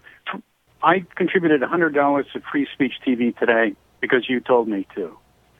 And they were very appreciative for that. One of the things I'm real concerned about, and I'm sure that you are too, the State Department, on Rachel's show last night, there was a wonderful guest, and she said that between Rex Tillerson and North Korea head, there is no State Department people. It's just Rex, talking. Yeah, we don't even have an ambassador to South Korea any longer. Beg pardon? We don't have an ambassador to South Korea right now. Yes. I mean, and you need them to keep on task, to pressure them, to track what's going on. You just can't have enough fly-in person, as you know. Yeah, you can't run a foreign policy without people to implement it. Yeah, absolutely. And think about it and so on. But Tom, I listen to your podcast every day going back to work. I love it. I pay for it willingly. You have a nice Thom Hartmann one as well, the record, and I just really love listening to you. And Tom, welcome back. Thank you, Caleb. Thank you for your kind words. It's great to hear from you. Thank you so much. Yep. Let's try Ann again in Kankakee, Illinois. Ann, can you hear me this time? Hello? Hey, you're on the air. Yes. You just had a girl that called. She said how every day she wakes up, there's something new. Right. And everything she said is just, I want to ditto everything she said. There's so many of us out here that feel that way. Right. This is how countries. Arthur, can you pot Ann's phone down a little, because it's awful loud. Not all together, so if she speaks, you can bring it back up and I can hear her. And this is how countries lose democracy. This is how, if you look at Turkey with Erdogan taking over, the strongman government of Turkey. You look at so many of our Central and South American neighbors. The way that countries lose their democracy is when a right-wing strongman comes in, seizes control of the media, or has his friends in the media, think Rupert Murdoch, or think Sinclair Broadcasting, has his friends in the media, promote his agenda and whatnot, and it's almost always a his, by the way. And then the people sit around and say to each other and to themselves, there is so much crap happening. This guy is doing outrageous things day after day. Every day it's a new insult. Today he's attacking the environment. Yesterday he was attacking people of color. The day before that he was, et cetera, et cetera, et cetera. And people just say, screw it. I can't deal with it. And they go off and they play Parcheesi, or they take up knitting. And that is the worst thing that can happen. That's exactly what they want. There is tremendous emotional resilience associated with being an activist, associated with taking action. So, Ann, I would strongly suggest, if you're feeling concerned or despair, if you can deal with it, and some people can't. Some people just literally have to check out of politics and go off and join a commune and meditate every day or something. But if you can deal with it, then please get involved in with one of these groups, ourrevolution.com or PDAmerica.org, Progressive Democrats of America, or MoveToAmend.org, or one of these really great groups. Get involved and do something. It'll make you feel so much better. Does that sound good, Ann? Yes, it does. Okay. And I just want to say I appreciate you, and I listen to Stephanie Miller, and you guys are great. Oh, thank you. I don't know what I'd do without you. Thank you, Ann. Thanks so much for your kind words. Let's see here. Dominic in Argyle, New York. Hey, Dominic, what's on your mind today? Tom, how are you? Tom, I've said it before. I need to say it again. And I know that you are opposed to it. You are about one of the brightest people I've ever heard on the radio. Well, thank you, Dominic. But this politics. This is not a cabinet meeting, and we have encourage you. We only have 45 seconds, Dominic. Please run. Yeah, I'm not going to. We only have 45 seconds. Is that what you called for? Well, I called for that and to say that I absolutely agree with you. For the first time in my life, I'm being more than just a passive participant. I mean, this has gone off the charts. But I did call mainly to say, Tom, we need you to run. We need you to consider to run for president so that we can get something turned around. Yeah, I'm a pretty good talk show host and a reasonably good author, and I love doing both those things. And I intend to do both those things until the day I die, if I possibly can, Lord willing and the creek don't rise. But politics requires a different kind of personality, which I don't have. I'm not built for politics to run for political office. Dominic, I really appreciate your kind words, and thank you, but ain't gonna happen.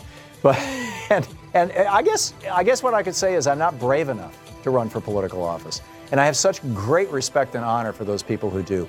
Please support, whether they're running for dog catcher or for U.S. Senate, support your local candidates. You're listening to Thom Hartmann. Visit ThomHartmann.com for audio and video archive. Back with more of the news of the day and your calls right after this.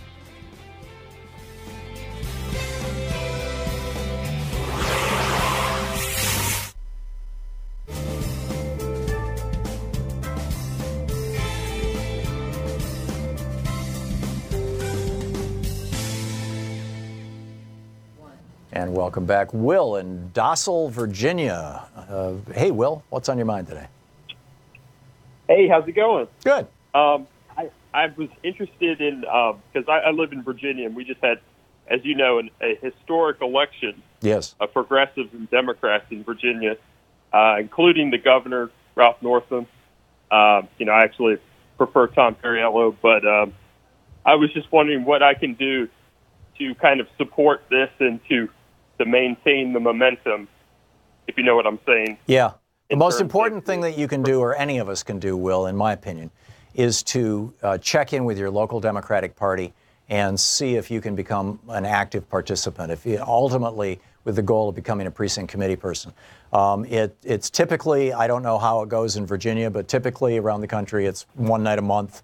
It's not a huge commitment of time, although you can always do a lot more if you want to take on the responsibility. But the precinct committee people are the ones who write the platform for the party, and the precinct committee people are the ones who decide who is going to be allowed to compete in a primary, because the primaries are not general elections. They're run by the parties, and so the parties have an enormous amount of control over the primaries. And this is what the Tea Party did back in 2008. They distributed these videos, which you can now find on YouTube. It's from the Concord Project, I think is the name of it, about how to become a precinct committee person. And they start out the videos by saying the most powerful politician in America is not the president, it's not a member of Congress, not a member of the Senate. The most powerful politician in America as a class are the precinct committee people, because they define the fate and future of the entire political party. And when the Tea Party infiltrated more than half of the Republican parties across the United States in 2008 and 2009, by 2010, they were able to say, okay, we're only going to allow Tea Partiers to run in the primary. So you get a primary in Arizona and there's 5 candidates. Every single one of them's a Tea Partier. So if you get inside the Doswell, Virginia Democratic Party, or whatever your congressional district is there, you get inside that Democratic Party and you be one of the voices that is picking who's going to be running for in the primaries, if you can get a majority of progressives on that, on that committee, then you can make sure that all of the candidates in the primary are progressives, which means that if you win the, regardless of who wins the primary, you're going to be sending a progressive to Washington, D.C., assuming you can win the general, which in many places is a foregone assumption given how heavily gerrymandered things are. So both at the state and the federal level.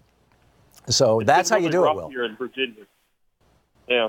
It's been really rough here in Virginia because they've gerrymandered they actually had to rewrite the district, and that's probably part of the reason why Democrats won in such big numbers, because they had gerrymandered. The Republicans had drawn the districts to cut out people of color and minorities. So right, it's good that. I really appreciate you. And this is where, in those kind of districts, Will, like you have there, whoever wins the primary is probably going to be the member of Congress, or whoever wins the primary is probably going to be in the state Senate or probably going to be in the state House. And so if, as a precinct committee person, you can decide, essentially you're rigging the game. I hate to say it in those terms because it sounds so pejorative, but it's not pejorative. This is how politics works. You decide who's going to represent the Democratic Party from your area. And so this is, that's an amazing amount of power that a relatively small number of people, a few thousand people across the country, are wielding. Will, thanks for the call. I wish you the very best. Let us know how it works out.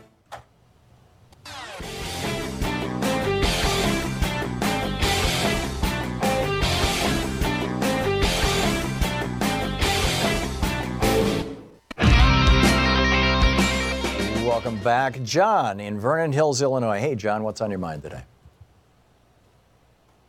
John? I don't hear John. Okay, John, you got to listen to your phone, not your radio.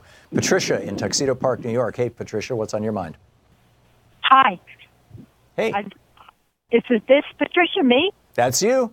You're on the air. Hi, Tom. I want to say two things. First of all, I listen to my local media to see what they're saying about this horrible, horrible tax abomination. And all they keep saying is that the stock market's going up in anticipation of our new tax plan, right, which is crazy. And then the second thing is that I think it's Senator Flake, the ones that are protesting that are concerned that if the economy does not improve, that there should be some provisions put in that that something will happen, that the taxes will go back, that they'll generate tax.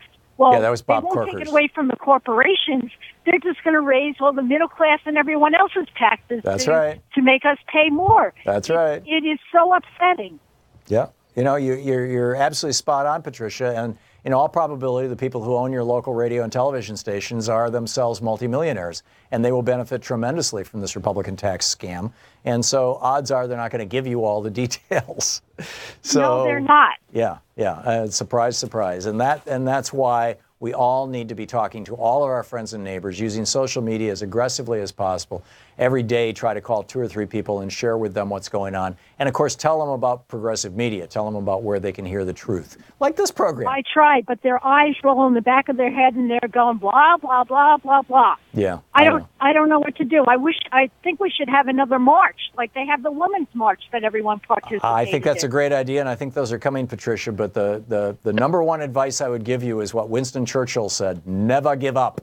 No, I know. Never give up. There you go. Never give up. Patricia, thank you for the call. Great hearing from you. Suzanne in Mount Prospect, Illinois. Hey, Suzanne, what's up? Hi, Tom. Hey, Suzanne. I wanted to talk about the woman that called, that she was saying how nobody in her family knew what was going on, especially her niece somewhere knew absolutely nothing about this tax bill and what it's going to do to us. Mm-hmm. And you said something about media malpractice. Yes. And I am wondering, would it be a possibility that people could join together and start a lawsuit against media for malpractice?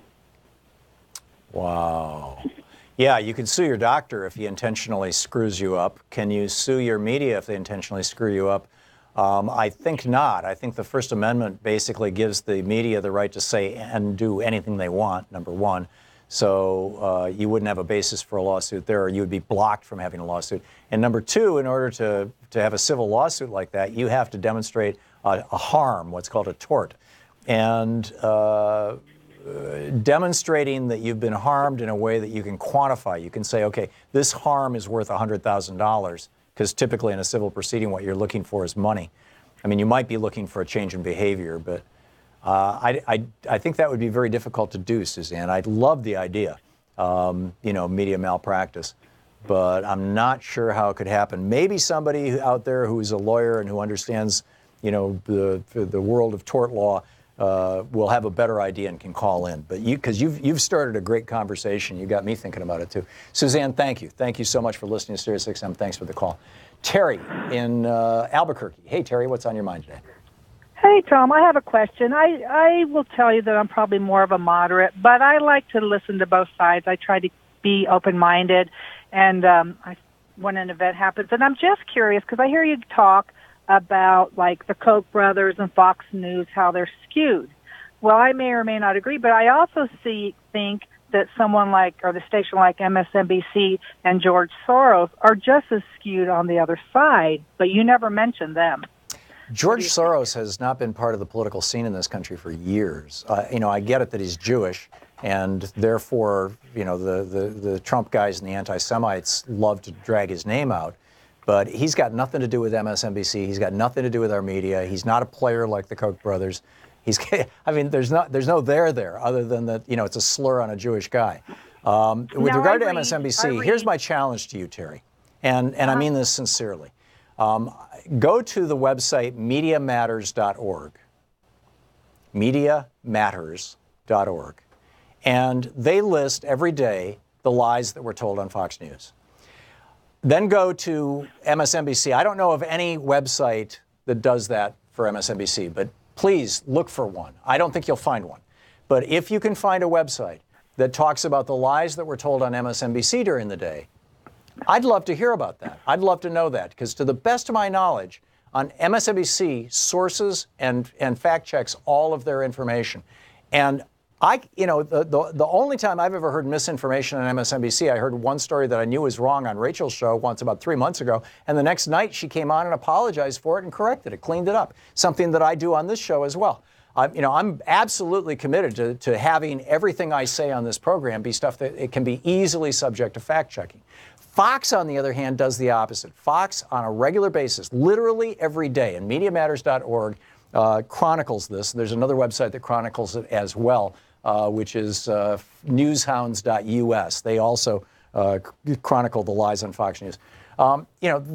They used false and deceptive narratives literally daily, Terry. So check that out. And if you can find any evidence that there is fake news on MSNBC, please call me back and I will put you on the air and we'll give it a thorough airing. Terry, thank you for the call. Pat in Ashland, Kentucky. Hey, Pat, what's on your mind? Yeah, hi, Tom. We had some ladies on earlier talking about they wish they could do something. Well, I have a suggestion, an idea. Okay. I don't know if you've heard of Postcards to Voters. Postcards? It's a website. Yeah. Postcards. Pat, I'm sorry, I missed my cue, and we're hitting the end of the show. I've got to bail out, but thank you. Call back tomorrow, and we'll talk about it, okay? Thanks a lot, Pat, for the call. And thank you so much for being with us today. Don't forget, democracy is not a spectator sport. It requires all of us. That includes you. Consider becoming a precinct committee person. It's fun. It's power. So get out there, get active, tag, you're it. We'll see you tomorrow.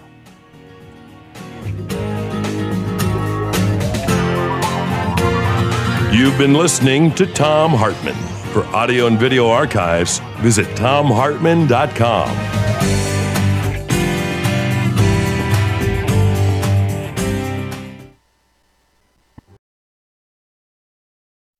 The Thom Hartmann Program is brought to you in part by the Aiden Forecast, an investment newsletter with weekly updates of leading market indicators and a monthly deep dive into what the details of the economy and the markets mean for investors and retirees. On the web at aidenmarkets.com. Wines have some of the highest pesticide levels in our food chain. This hour brought to you by ecowine.com. pesticide-free wines, organic wines, imported from France by the Organic Wine Company, ecowine.com. Hartmann Program is brought to you in part by Super Beets.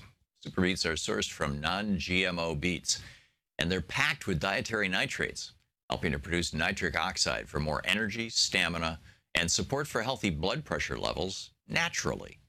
For more information, call 800-223-8242 or visit tomsbeets.com.